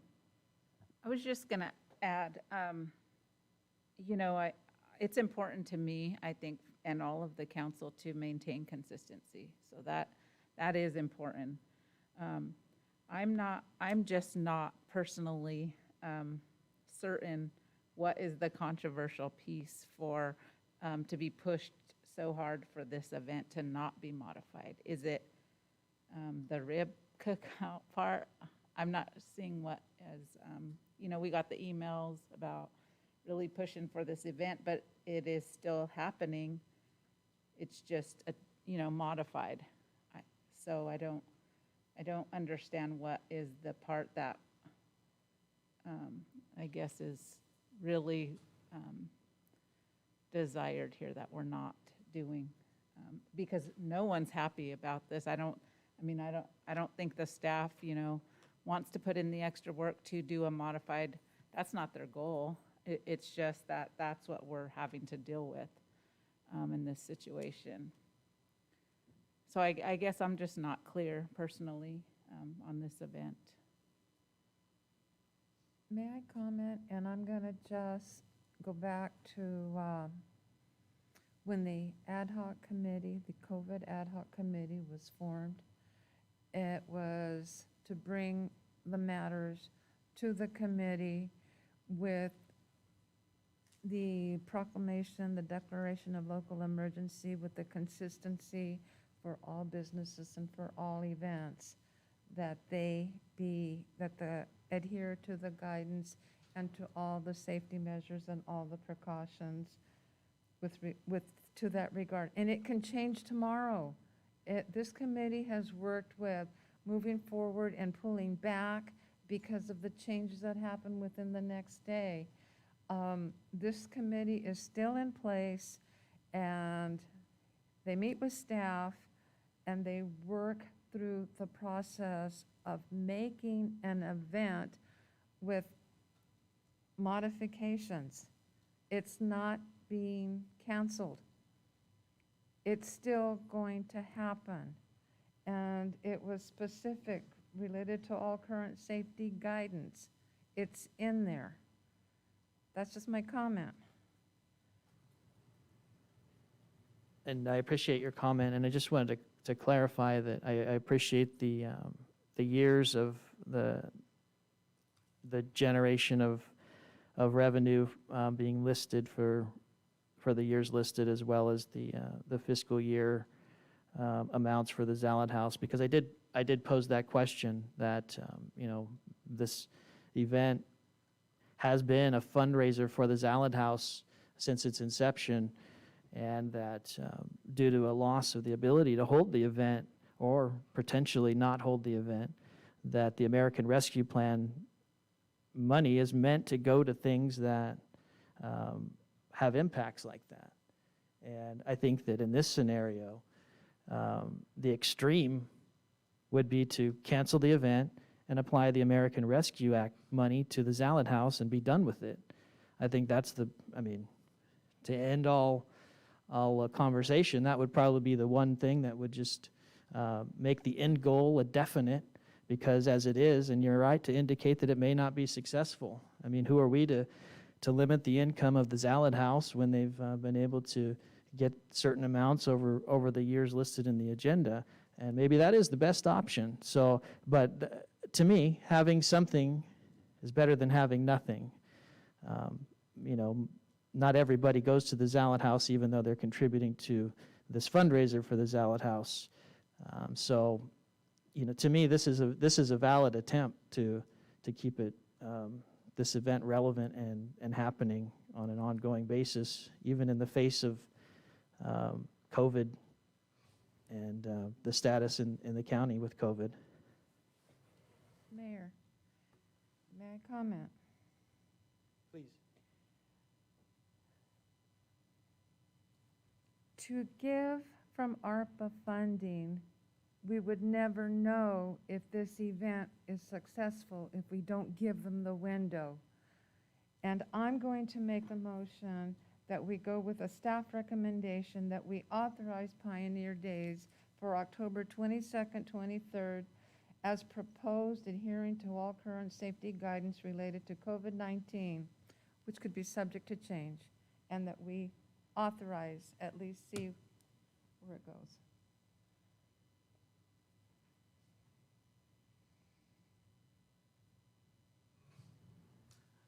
Okay, so we have a motion on the table. And I'll second it Okay, for discussion. we have a motion and a second, and further discussion.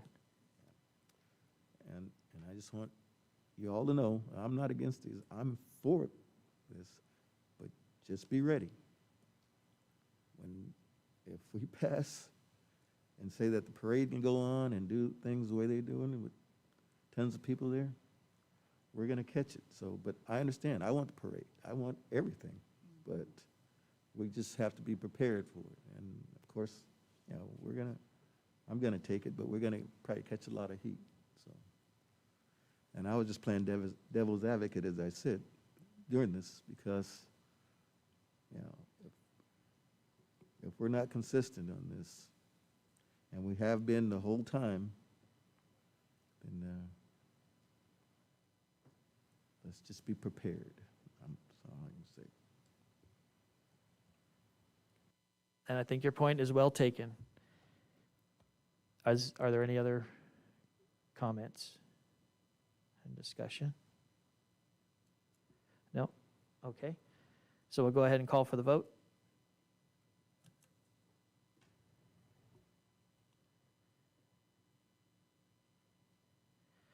Okay, passes 5-0. Thank you.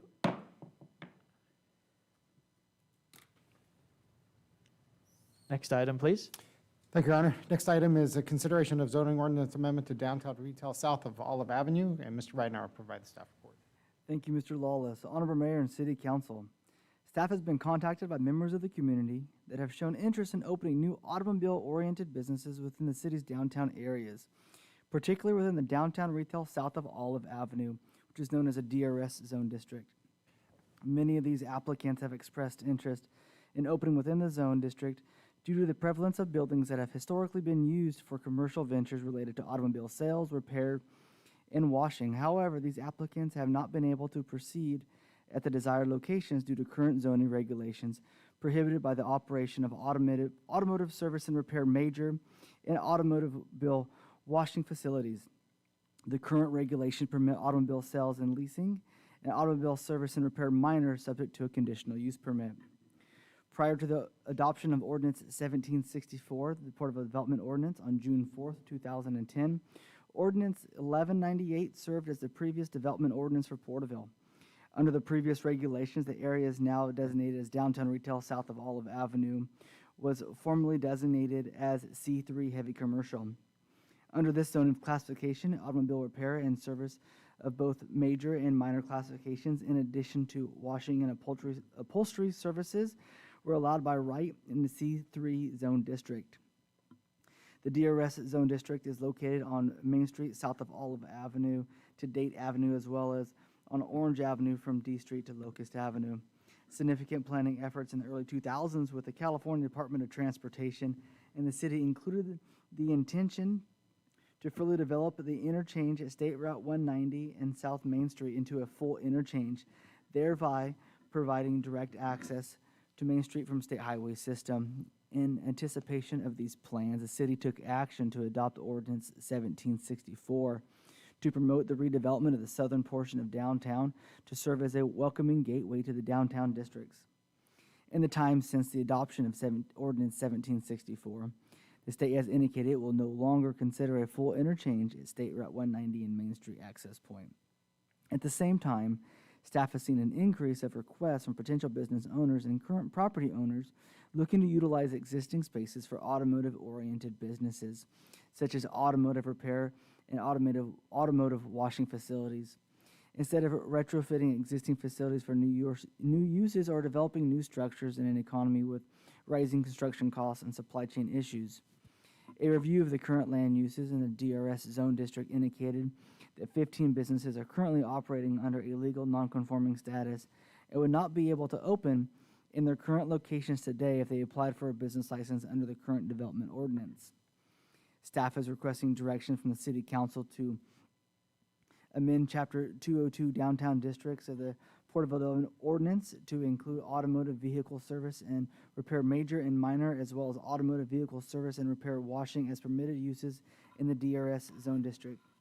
The staff recommendation is that the city council provide direction to staff to move forward with a city-initiated amendment to Chapter 202 Downtown Districts of the Porterville Development Ordinance and any applicable planning documents to include automotive vehicle service and repair major and minor, as well as automotive vehicle service, repair, washing as permitted uses in the downtown retail south of Olive Avenue zoning district. Staff is available for questions.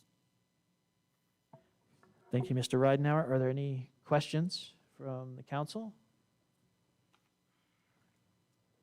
Yeah, I just want to be clear. Are we asking to change the zone from commercial to DRS? Or are we just, is it DRS and we're adding that they can have automobile services in that zone? So the request is for a city-initiated amendment to the zoning ordinance that would permit the use of automotive uses such as the repair major as well as automotive washing in the downtown DRS zone district. Okay, so the zoning will stay the same. The zoning will stay the same. In the table 202.02 land use regulations in downtown districts, it would then have, instead of a dash, an automotive repair and service major, as well as automotive vehicle service and repair washing. It would have a P for permitted, and then the automobile service and repair minor would then be also, if direction of council, would be changed from a C7 to a P, which would be permitted. And this is if the direction is provided, staff would bring back a draft ordinance, which that ordinance would be considered in a public hearing. And then if the council adopted it, there'd be a second hearing, and then it would take effect 30 days after that second hearing if council approved each item as it moved along.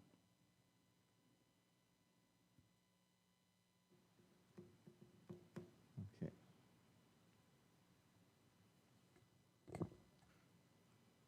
Your Honor, then I'll make a motion of staff's recommendation if that's. Okay, we have a motion I'll second. and we have a second. Is there any further discussion? Okay, we'll go ahead and call for the vote. Okay, passes 5-0. Thank you.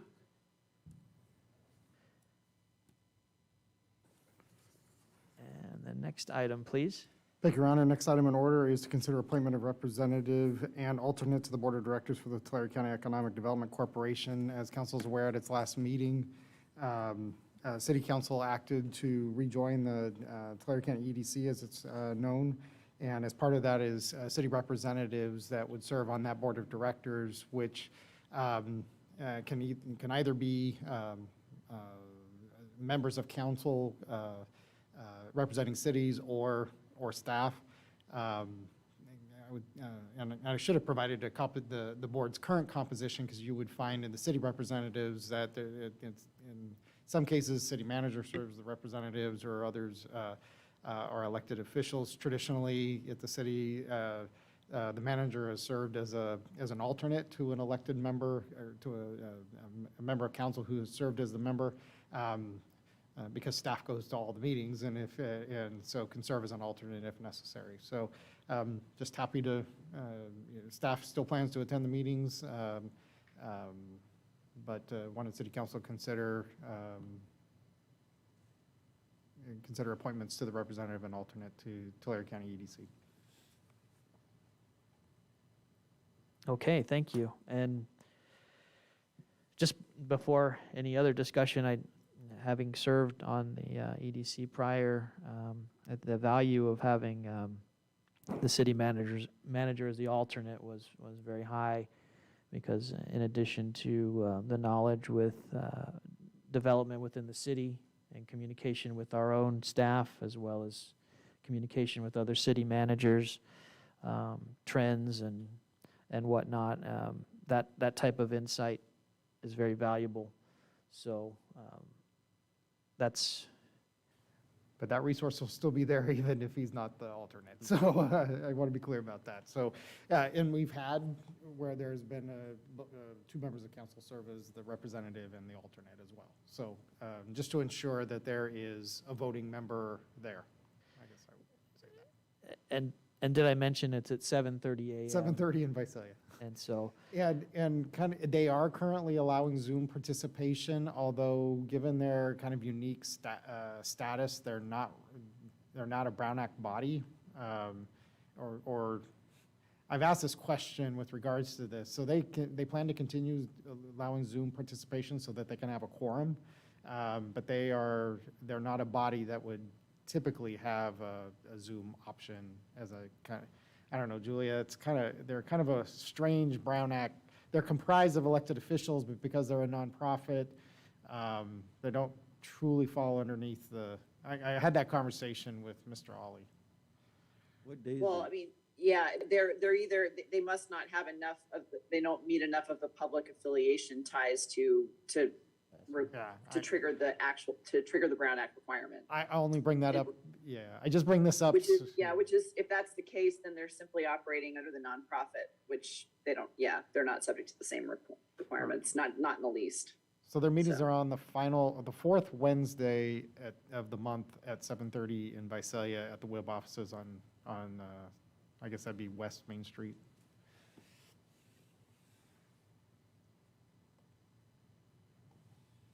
and thank you for presenting the item. And so at this point, council gets to determine who the member and the alternate are. And if I think at this point, it's fair to ask if there's any interest in serving on this board of directors.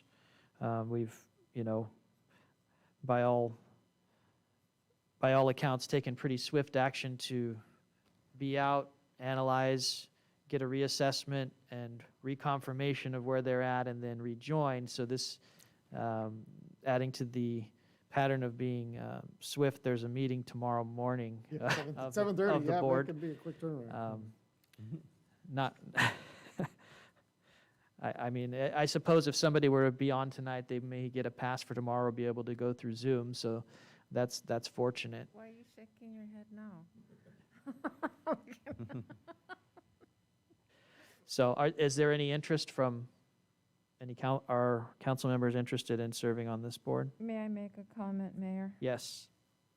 Because there is a longstanding history with the organization prior to, it is always important to have a member of council serve, because when it comes to making an investment into an organization such as this is economic development that we're talking about. This is about bringing business to the cities and the growth and the economy and creating jobs.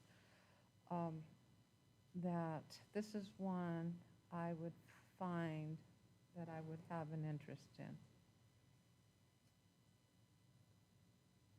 Very good. She's in. No. But not for the meeting tomorrow. The alternate would have to go for that one. I plan to do Zoom. And so we have a volunteer, a council member who would like to serve, which Vice Mayor Flores has shown interest.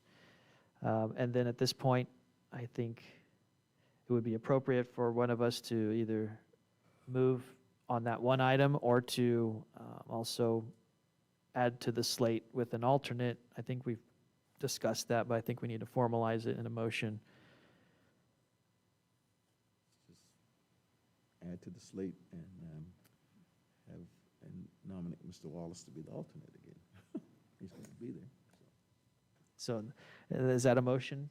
That is a motion. Okay, so we have a motion to have Vice Mayor Flores serve on the EDC Board of Directors with City Manager John Lawless as the alternate.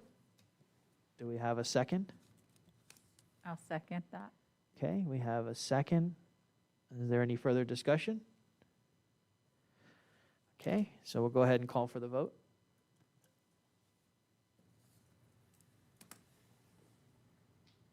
Passes 5-0. Thank you. And next item. Thank you, Your Honor. Next item is the designation of a city representative to the Board of Directors for the Porterville Airport Development Authority. As council is aware, at your last meeting, you took action to appoint 2 of your members, the mayor and Councilmember Stowe, to serve as the city's representative to the newly formed Porterville Area Development Authority. That has a 3rd member, as a city representative to that body, which was recommendation of the city attorney that it not be a member of council. So before you would be either the determination of a member of the public or a city staff person that could serve in that capacity. Happy to answer any questions or provide any further assistance. Actually, yeah. Councilmember Krill? Yeah, I apologize.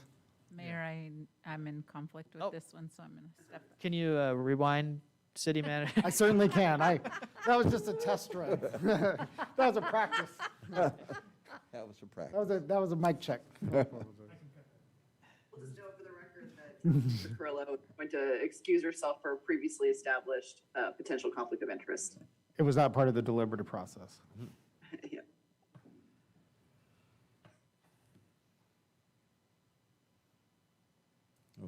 Okay. Okay, I'll try that again. So my apologies. As council is aware, took action to appoint the mayor and Councilmember Stowe as city's representatives, recommended not to have a 3rd member of council serve as that simply because of the supermajority that would exist given a conflict of interest with Councilmember Carrillo. So recommendation would be the city council appoint either a member of the public or city staff to serve as the 3rd city representative. I'm not eligible. City manager serves as ex officio to that. So, and I think there was some discussion. Having staff available for as support to the committee is going to be an important piece, at least from the city standpoint, and especially as the lead financier in a lot of these projects, and are going to be part of the city's infrastructure and responsible for its maintenance. So you may want to consider a member of the public in that regard. Okay, and I think the last time we had this item, I think we had mentioned at least 1 member of the public, and I wasn't sure if. Oh, yes, Baldo Rodriguez, and I think he'd be an excellent candidate to sit on this committee because he was our former public works director, and actually he was probably initiated the tertiary treatment portion of it, and he's more than willing to sit on it. And you've confirmed that he's willing? Oh, yes. Okay. And I'm more than confident that not only would he be able to perform the task, but he would be professional and objective in all of his opinions of what's happening, so. Very much so. Were there any other suggestions or nominations for that, or do we need a motion to? Councilmember Stowe, is that a nomination? Well, yes, that is a nomination. That would be your nomination for Baldo Rodriguez to sit on the committee, then I will second that. Okay. So, will we take that as a motion and a second A rather motion than and a second, I guess. no more nominations? Okay. So we've got a motion and a second to have Baldo Rodriguez serve as the 3rd member. So we'll go ahead. Just a moment of discussion that if Baldo serves on this, he's going to ask for another patch for his jacket. Okay. Maybe we can get it to him now. Yeah, he'll want a patch. Okay. So, patch included, we will call for the vote.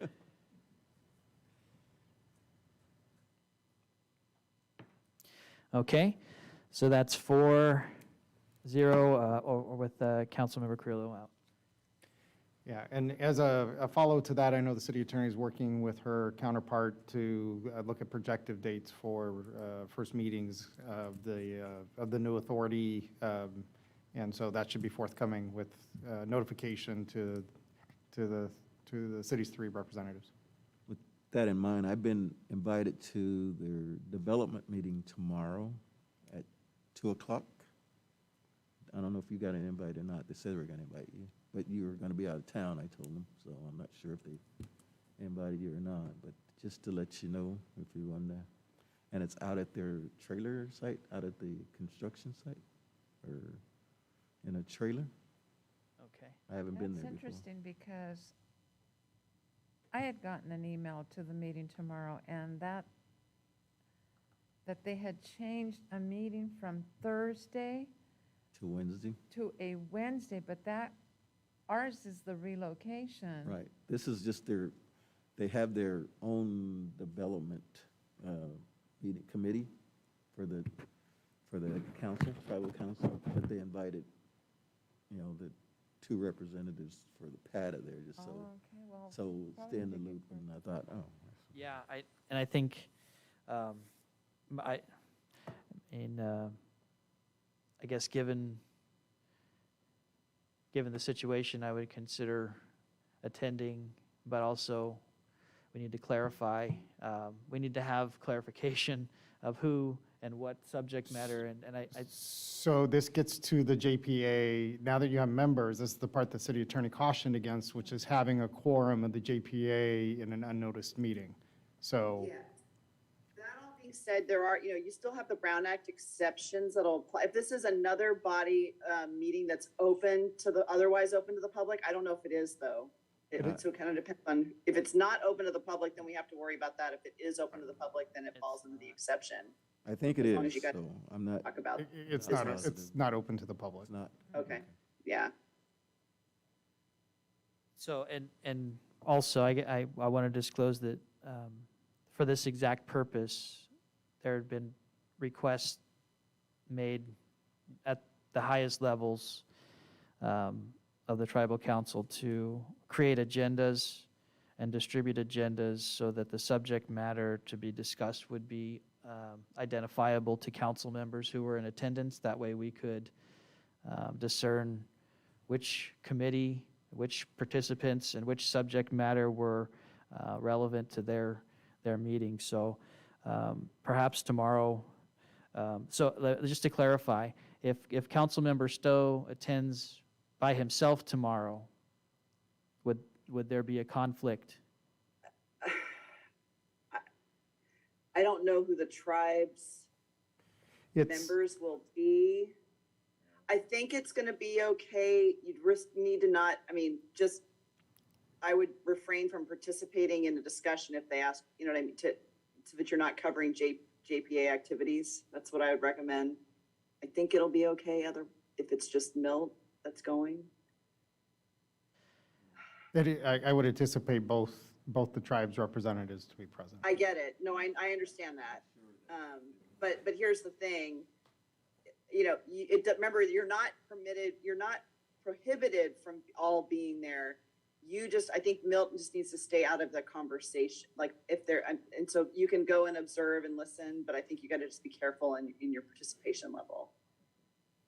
And I think you'll be able to steer clear because, we're still allowed to be around each other. There's not a prohibition on that. And this is their development meeting, right? That's my understanding of this. They're not holding a de facto JPA meeting. No, Okay. but So I'm thinking I probably should stay clear altogether because I'm sure they'll be asking me questions about, what the cities, when. yeah, and if you're uncomfortable at all, that would be my recommendation. I think you can technically go, but it is a slippery slope. Okay. Let me ask this to legal counsel. Do you think it's appropriate that I contact probably the tribal chairman and reiterate the request for agendas to be distributed so that we could determine what the subject matter was, whether it was staff you can or certainly us? ask them. It's their prerogative since this is their meeting. I think this really highlights, it really highlights the restrictions of the Brown Act, which does not apply to their governance. Yeah. But This is going to be, it's just going to be a little bit murky because this is not something they have to deal with. They're not even considering, I hadn't even considered the potential violation when the city attorney brought it up. Yeah. and I don't, you know, it's not really our prerogative to hamstring them. It's just if we're going to be able to participate, then we'll need a little bit of help, you know, from them from that angle. Otherwise, we'll just have to, you know, we'll do what we need to do through our mechanism, which is the JPA. And, okay. So I have the distinct feeling that we should probably wait until we have the initial JPA meeting, establish its Yeah. ground rules and norms, and then look at.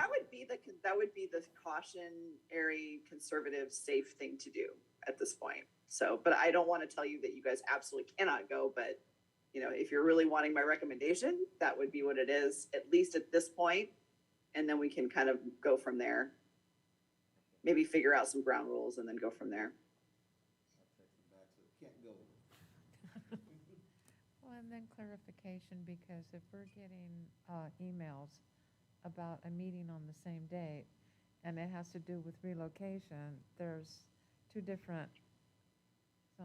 Correct. So I'll clarify again about the different types of notices, the different types of groups that we serve on, who serves on what, and understanding that we can only attend what pertains to the groups that we're assigned to.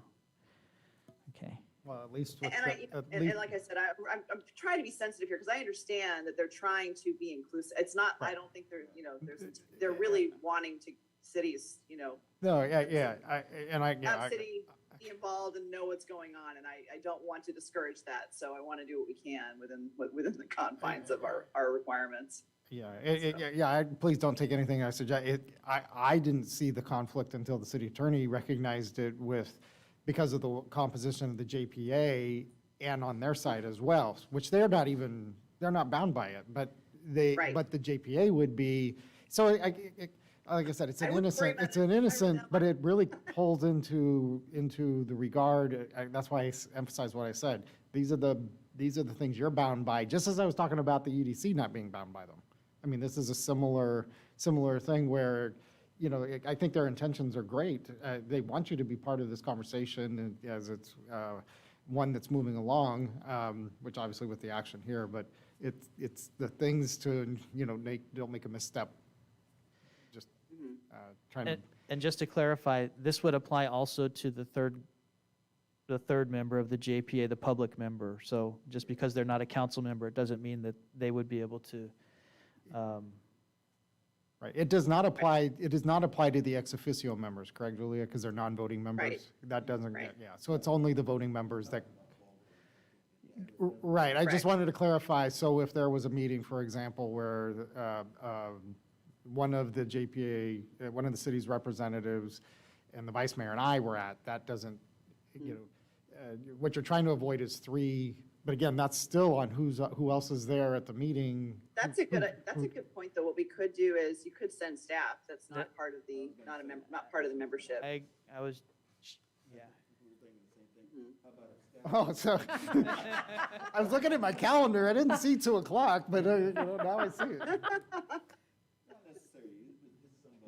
Well, it might be good if council would like, I'd be happy to go at 2 o'clock tomorrow, if that would be helpful. I think I was initially invited and declined, but is that the same meeting? This one was, yeah, there's a lot of correspondence I'd be happy that to needs to be clarified. I'd be happy to attend if you would like.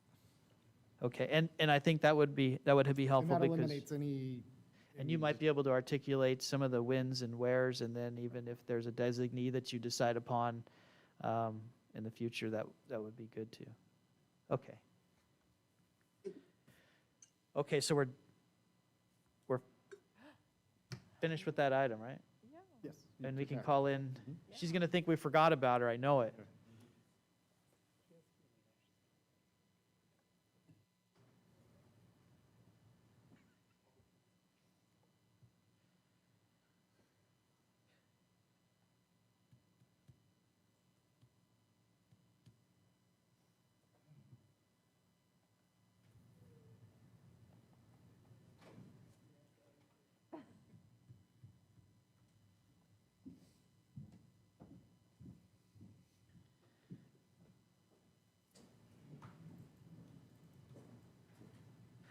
Okay, and that brings us to item 13.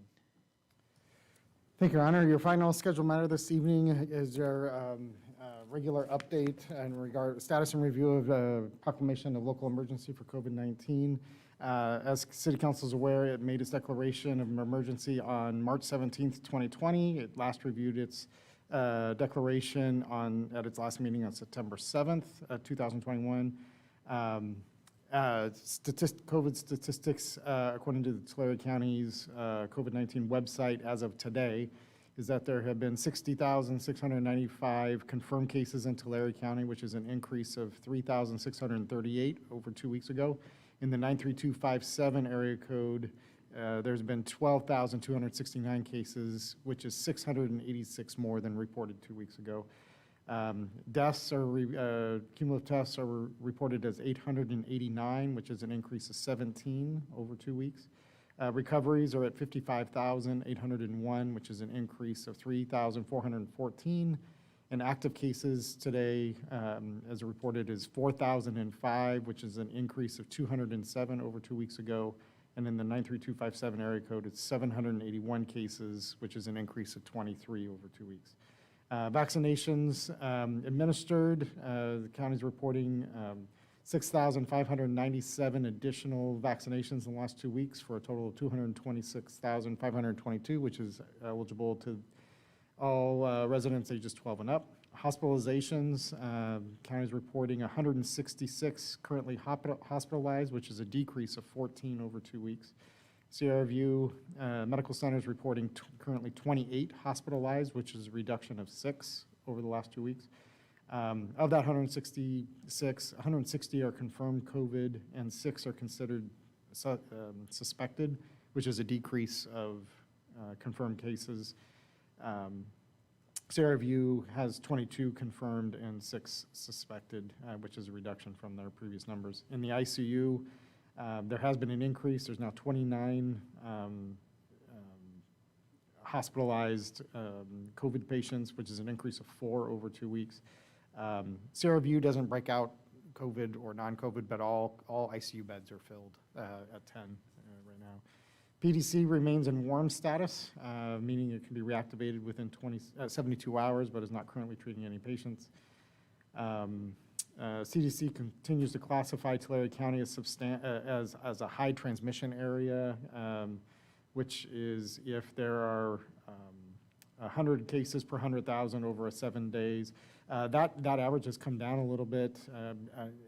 It's right now, according to current records, is at 49.8 cases per 100,000.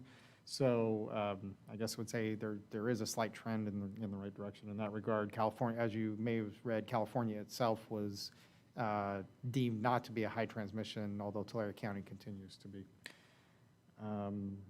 Vaccine events, previous reported was the August 19th K-Jug event where 74 folks were vaccinated, and at the first community roundup event on August 27th, there were 366. A successor community roundup event occurred just this past weekend, Thursday, Friday, and Saturday, September 16th to 19th. A total of 795 individuals were vaccinated.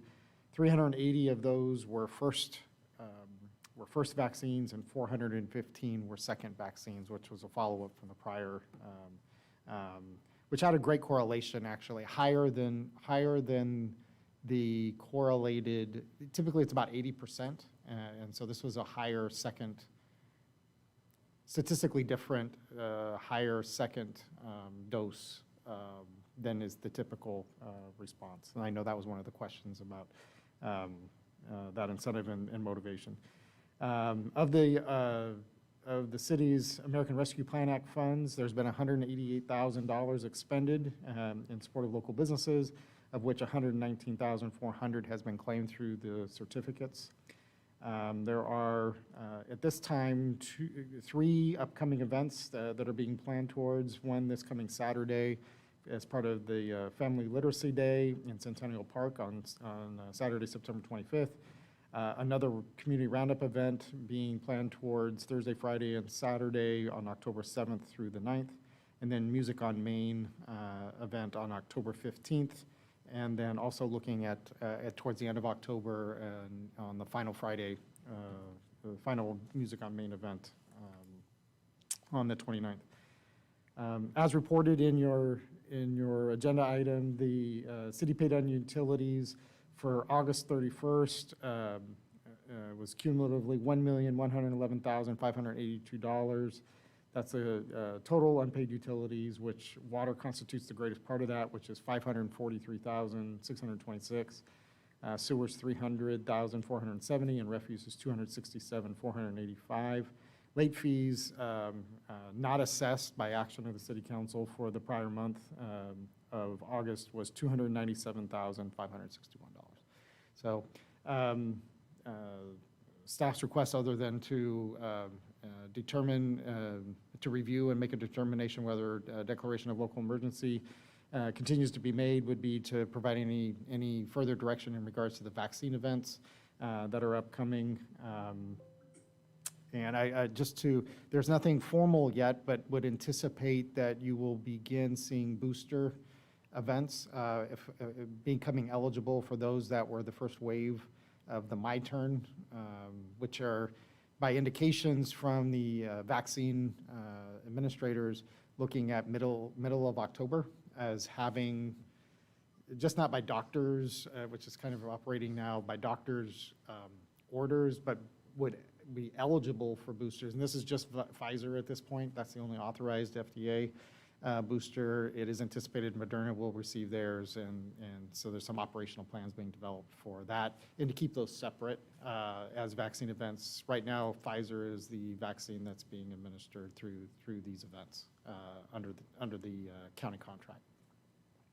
I also would say, as part of these vaccine events, we would recommend having city staff assigned to these events and the duration of the period. It's been very kind of the mayor and council member Tate and vice mayor to come and visit, but I don't feel that should be an obligation. And given the way that and the way that the providers are operating, specifically Imperial Ambulance, who's the subcontractor on this and who's actually doing the vaccine administration, they're really subject to whatever their call volume is. So as they have crews that are dedicated to this, they have had to send part of their vaccine teams out to respond. And their call volume right now is running at least twice and sometimes 3 times what normal call volumes are in terms of calls. So I think from a consistency and consistency and security is what I would say, that have some city staff assigned to help support the event instead of just being a financial. And the ARPA funds can be a funding source for time of staff in support of that. Happy to answer any questions. Okay.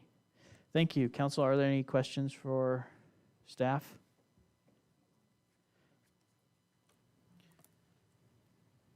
You mentioned city staff to participate in the distribution of the gift cards. Right. Or will they be by assignment on these dates? Right. So we're right now with council approval working to establish a schedule, I would say, in support of these events, so that there is assigned city staff there at all times. Do we need to I don't want to say that isn't your hopeful. It just is a matter of not feeling like it's an obligation, but that there is the city resource that's there to ensure consistency. And we would gladly. I'll plug myself into some of these dates as well. Absolutely. And that's what I was going to say. I think it's as you mentioned, I think that early on, if we make it an expectation that we're going to be there, it may not be as effective, especially when we're making the determination whether it continues or not. I think that our role is best suited as an extra hand and an observing eye with staff there to keep the program running, and we lend a hand where we can, and also be there to reassure the public of the program and what we're looking at. So I think that's completely appropriate. And then just my thought as far as continuation of the programs is that we continue it until we see a plateau in the numbers. And by that, I mean, once an event doesn't surpass the others, then we consider how frequent and which ones we're doing, and maybe target when I say hot spots, maybe places where people are more likely to get the vaccinations. But that'll allow us to get an idea of when we've reached the biggest, I guess, the biggest demographic that would receive them in town, and also noticing, as they do with some data, where people are coming from, if it's just starting to become people from outside town, just as a way to analyze. But I think it will be a few events before we've reached a plateau. And by that, I mean not comparing the 3-day event with a 1-day event, like events to others, until we've been able to see that we may not have as many people, but not stop it, just reevaluate at that point. Well, it might be interesting to see, like, for Saturday's event, which is 2 hours, it's just 10 to 12, I believe. You know, what is it kind of like K-Jug, which is 74? Is that, and also to see what, yeah, just curious to see kind of what the response is. And that's a good comparison set to back to K-Jug, which probably had a similar kind of attendance. That's an anticipation. When they did the audit, John, did they talk about whether there was a good increase of individuals that came on the days that we provided the incentives compared to the days that we did not? Yeah, without a doubt. I mean, it's 300%. Yeah, it's like 70 compared to, so your average would have been 210 versus almost 800. I mean, that's almost fourfold increase. Yeah, and just some of the comments, and people were saying, well, I wanted to do it, but since this was happening, I decided to do it today. And I think that's kind of the result we're really looking for. So, they like the idea that the money's going back to local businesses. They know that, you know, and they will admit that things have gotten so expensive as far as, you know, buying groceries, and the dollar just doesn't go as far as it once did. And there really are people out there that are hurting, and they really appreciate this help. So it helps them, it helps us to try to tackle this pandemic. And as a city council, it gives me a chance to put my pulse on the community and meet some of the constituents, the people that live here. It's very important. And so I just think it's been I like doing it. I enjoy it. But we need probably some more resources as far as city staff to be there to monitor these coupons, because they're worth a lot of money. very true. And so staff, council, you've heard some of the recommendations from staff and then some feedback. Is there any more feedback or a motion to? May I comment? Yes. I'm going to move for a motion. I am supportive of the staff involvement, participation, and that we continue to support the vaccination effort, and that we continue the proclamation of local emergency.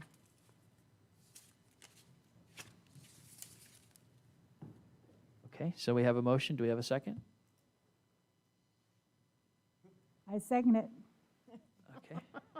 So we have a motion and a second. Unless there's any other discussion, we'll call for the vote. As well, just as well as the continued need for declaration of local emergency. Was that part of the motion? I said it. Oh, I apologize. I was writing. Okay, I apologize. Okay. I apologize. Okay, call for the vote. Okay, passes 5-0. Thank you. Thank you. That brings us to oral communications. Is there anybody who'd like to come forward? Greg Shelton, 88 North Willowford Drive. I want to compliment whoever wrote the staff report for item 10.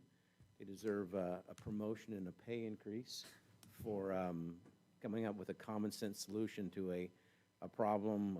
You know, I didn't even know some of the facts that were in there. I think that, you know, I think what's interesting is you have 15 businesses down there, and none of those businesses have gone away in the 12 years since we've had that code, which tells you how much we need those businesses. And in that same time, you know, nail salons and knick-knack stores and everything else have come and gone, but the automotive's still there.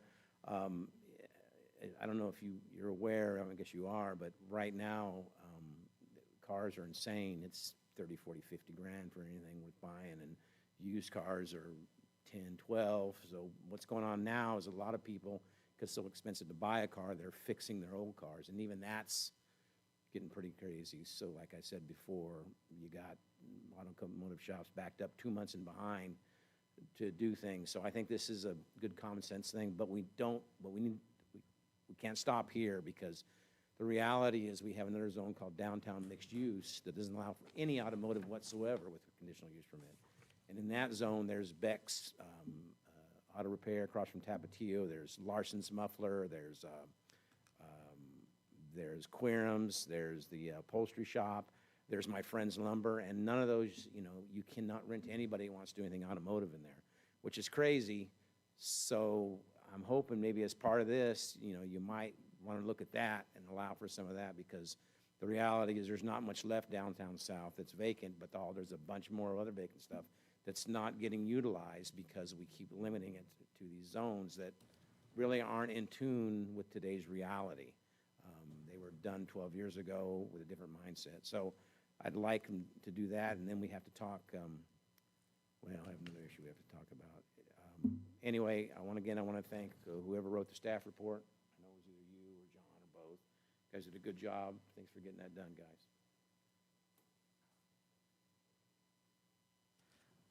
All right, is there anyone else who would like to come forward?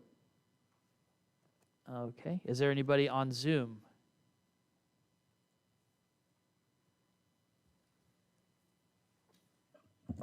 No, Your Honor. Okay, thank you. And that brings us to other matters, and I'll start with Councilmember Carrillo.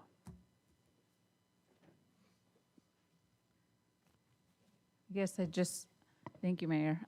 Tonight I want to acknowledge the firefighters, first of all, that are fighting in the local area. I know our air quality is horrible, but there's a lot of firefighters and personnel out there working, constantly praying for their safety, and then also, you know, kind of just mourning the area and the trees, the redwoods and the sequoias, thinking about that, you know, and our kids and grandkids, the ones that would be able to experience that. So I've been thinking about that a lot. So I just wanted to say, you know, acknowledge the firefighters and all the personnel that taking place with that.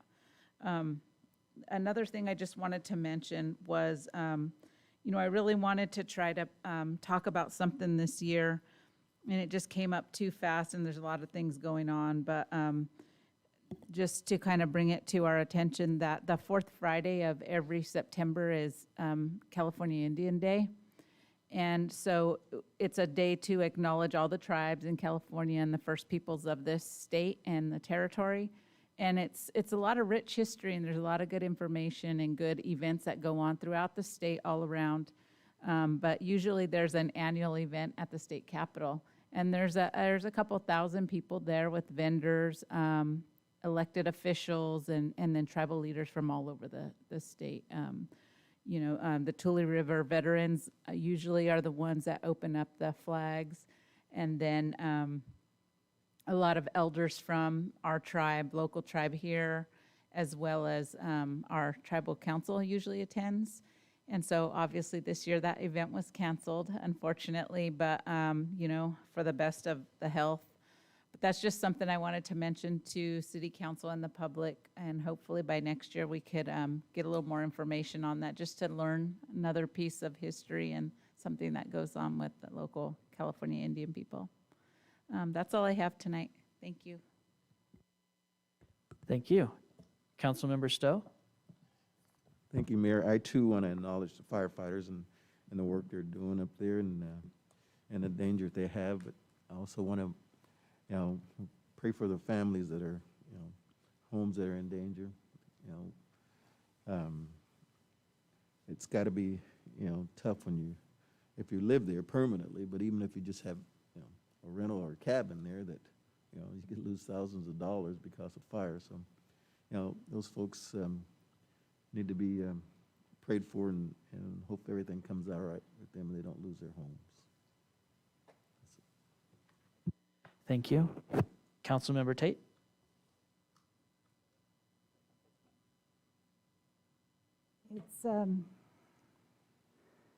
It seems like we have a dome over us, a dome of grief since this fire started, but also a lot of pride because of the way the community's pulling together. And all of the resources that have been provided to assist our firefighters, I'm sure they greatly appreciate it.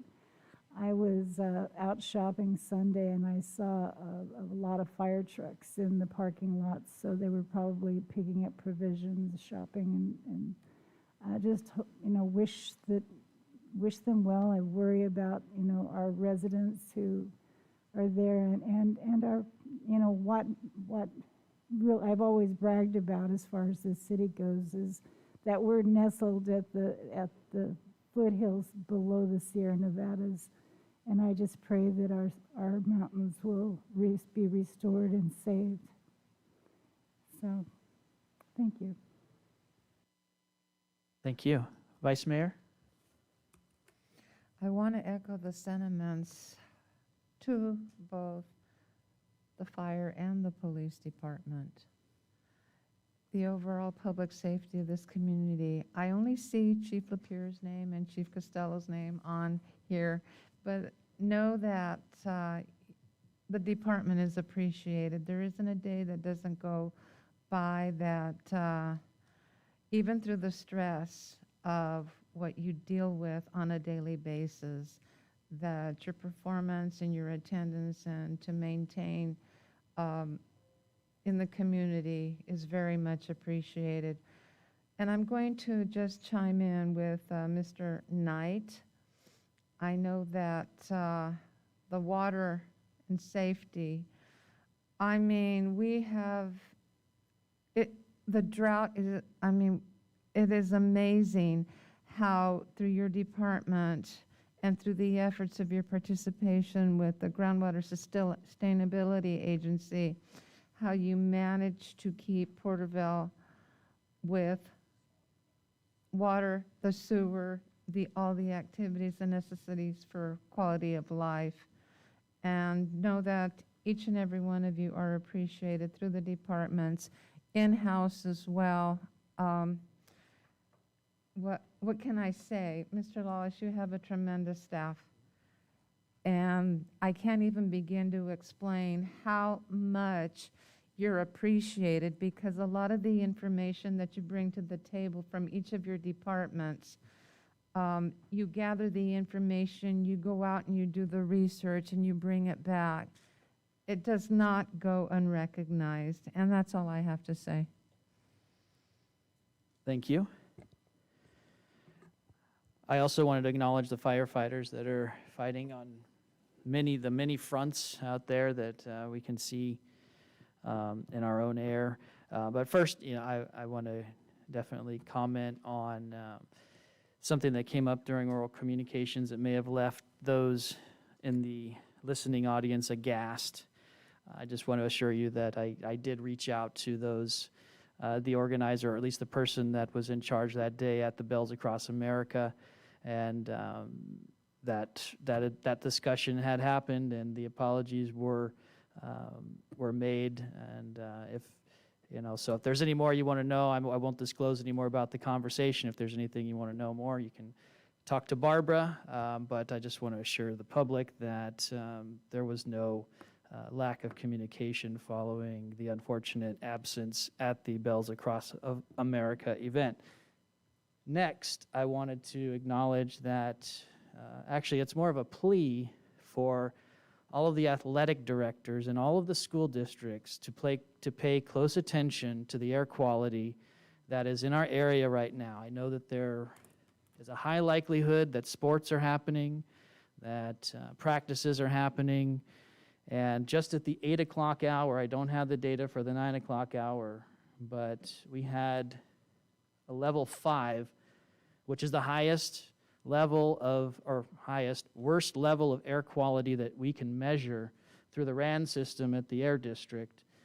But what it equates to is, it may not mean much, but it's 122 micrograms of PM 2.5 per cubic meter. And it sounds like a bunch of gobbledygook, but I can assure you that is a lot. It's terrible air quality. It's off the charts.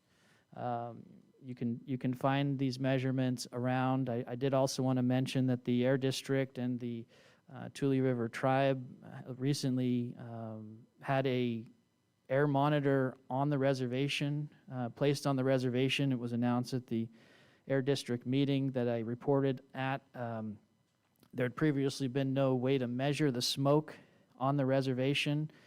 I want to let everybody know that sadly the smoke is not just unhealthy, not just very unhealthy, but technically categorized as hazardous. And that is hazardous to one's health because of this air quality. And this is because of the fires. You know, there's so many people trying to get these fires under control. You can see it on our streets, so just imagine what it's like on the reservation in the hills. I did reach out to the tribal chairman through an email today, recognizing that there was this high level of bad air quality on the reservation. Asked him that, or acknowledge the quality and let him know that if there was something that he felt we could help with, to reach out, and I would for sure, you know, try and help. And he sent something back that said, "Will do, Monty," or should I call you Your Honor? And my response will be, Monty is fine, because in situations like this, we need to try and work together and really acknowledge that we're all suffering because of this terrible air quality. We've had some clear days. It changes as the atmosphere does, but unfortunately today's been one of the worst. And but on a more positive note, I did want to acknowledge that Tribal Council Member Gary Santos is in the building. So I did want to acknowledge dignitaries as they come in and thank him for his attendance. And that's all I have. So I'll turn it over to staff. We do have 6 personnel assigned to the Windy Fire, so three through a patrol and 3 through OES. So continue to have our folks engaged on that.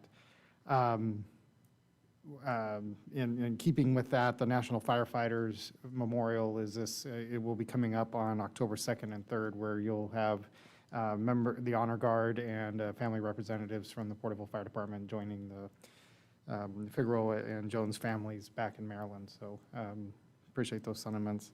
Certainly thoughts are with Patrice this week, and you know, between Ponderosa and her loss has been a challenging week for her. In a more positive sense, I wish to congratulations to Maria Bemis and her daughter getting married this last weekend. So I know she's gonna tell you her camera doesn't work, but I wanted to wish her congratulations. She had a great, very happy for her daughter and new son-in-law. So Kentucky. Kentucky, huh? All right. Well, I see the staff. Thanks for turning on the cameras. See your faces out there. It's great to see you. And thanks for all your hard work, everything you do. And it's what keeps everything going. And you know, at some of the hardest times, you serve as the inspiration to keep coming up here and keep trying to carry out the city's business. So thank you for everything. And with that, we are adjourned.